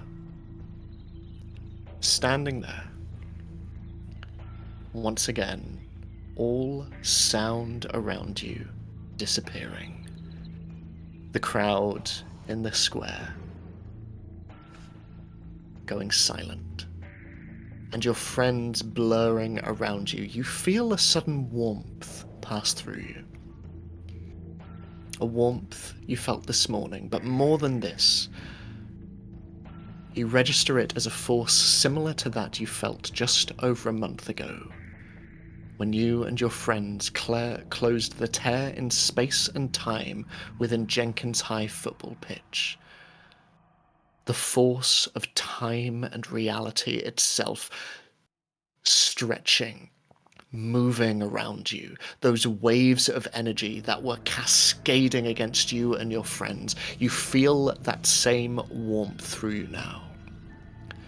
And as this warmth cascades through your body, rippling through your very being, you feel your surroundings change, and the light in the air shift. While you are still in Eden Falls, as you look down at your feet, you see your shadow stretching out.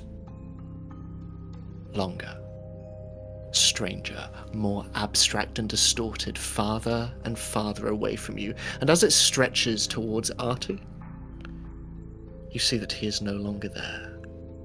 Nor are the crowds ahead of him. You realize the crowds are gone. You and your shadow stand alone underneath Town Hall. Abandoned cars and trucks lie scattered about the square, some on their side, some with wheels still spinning. You can see Christmas decorations turned on their sides. And hanging from the entrance of Town Hall, you see a countdown clock to New Year's Eve. And from every roof and building and surface, you see tiles and dust and stones rising into the air and the sky. It is as though gravity in Eden Falls is reversing up and up as tendrils of dirt and grime and dust spiral upwards and upwards. And from behind you, there is a strange, shuddering silence. It is deafening, and it is growing.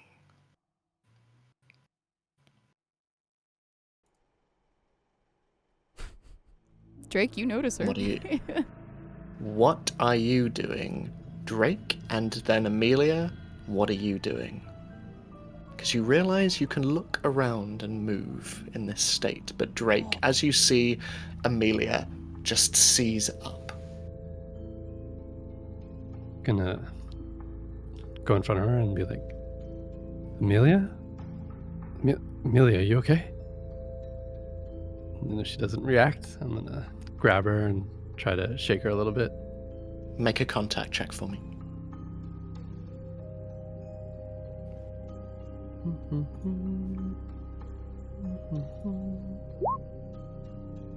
And I'll use You have rerolls too. 3 blesses. 3 blesses. So Okay. how many successes is that? Just 2. 2. Okay.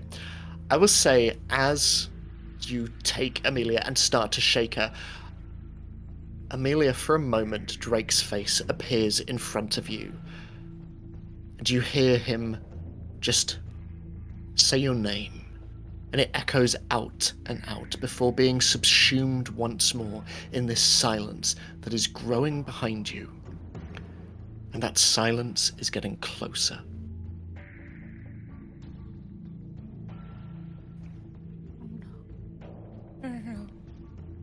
pressed for her. She's just panicking in this moment, but frozen stiff, even as she looks around and she sees all of this, as she looks up to that. And it's a premonition. It's another one of them. Oh. Is it And me? as you look around, Amelia,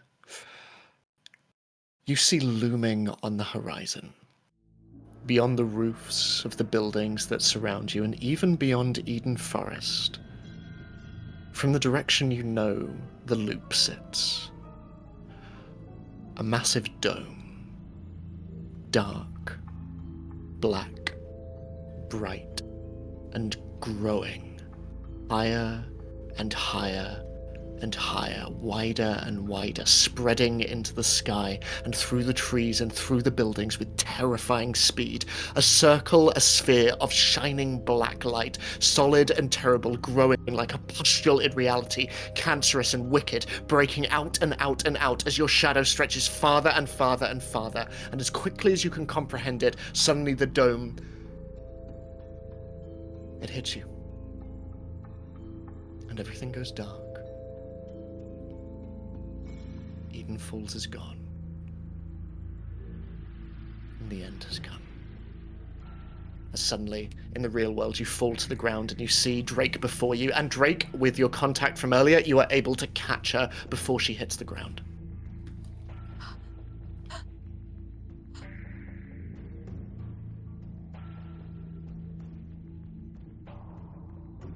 And she'll have a death grip on Drake's wrist. Are you okay? And she'll look at him, but she recognizes his face, and she's seeing, but she's trying to think back and capture those moments that she saw. I saw something. I saw something awful.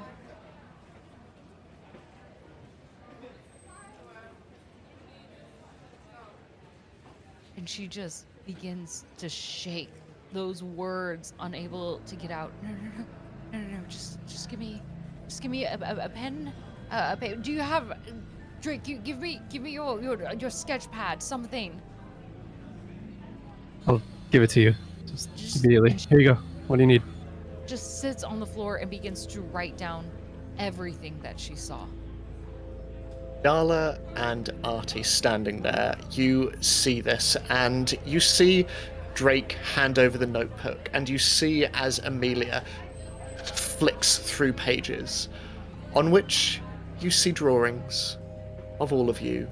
This completely passes you by, Amelia. You are just looking for a blank page. But you see Drake's drawings as Amelia. You kneel on the floor, this book on your knees, scribbling and scribbling and scribbling as Drake kneels over you. As Darla, you and Artie look on. And as the population of Eden Falls celebrates the coming of Christmas, unaware that in a few weeks' time, Eden Falls will burn. And there is nothing that can be done. And that is where we are going to end this week's session. Welcome to our premiere finale. Of course. Prenale. Oh my god, I love that phrase. Eden Falls will burn. That was horrifying.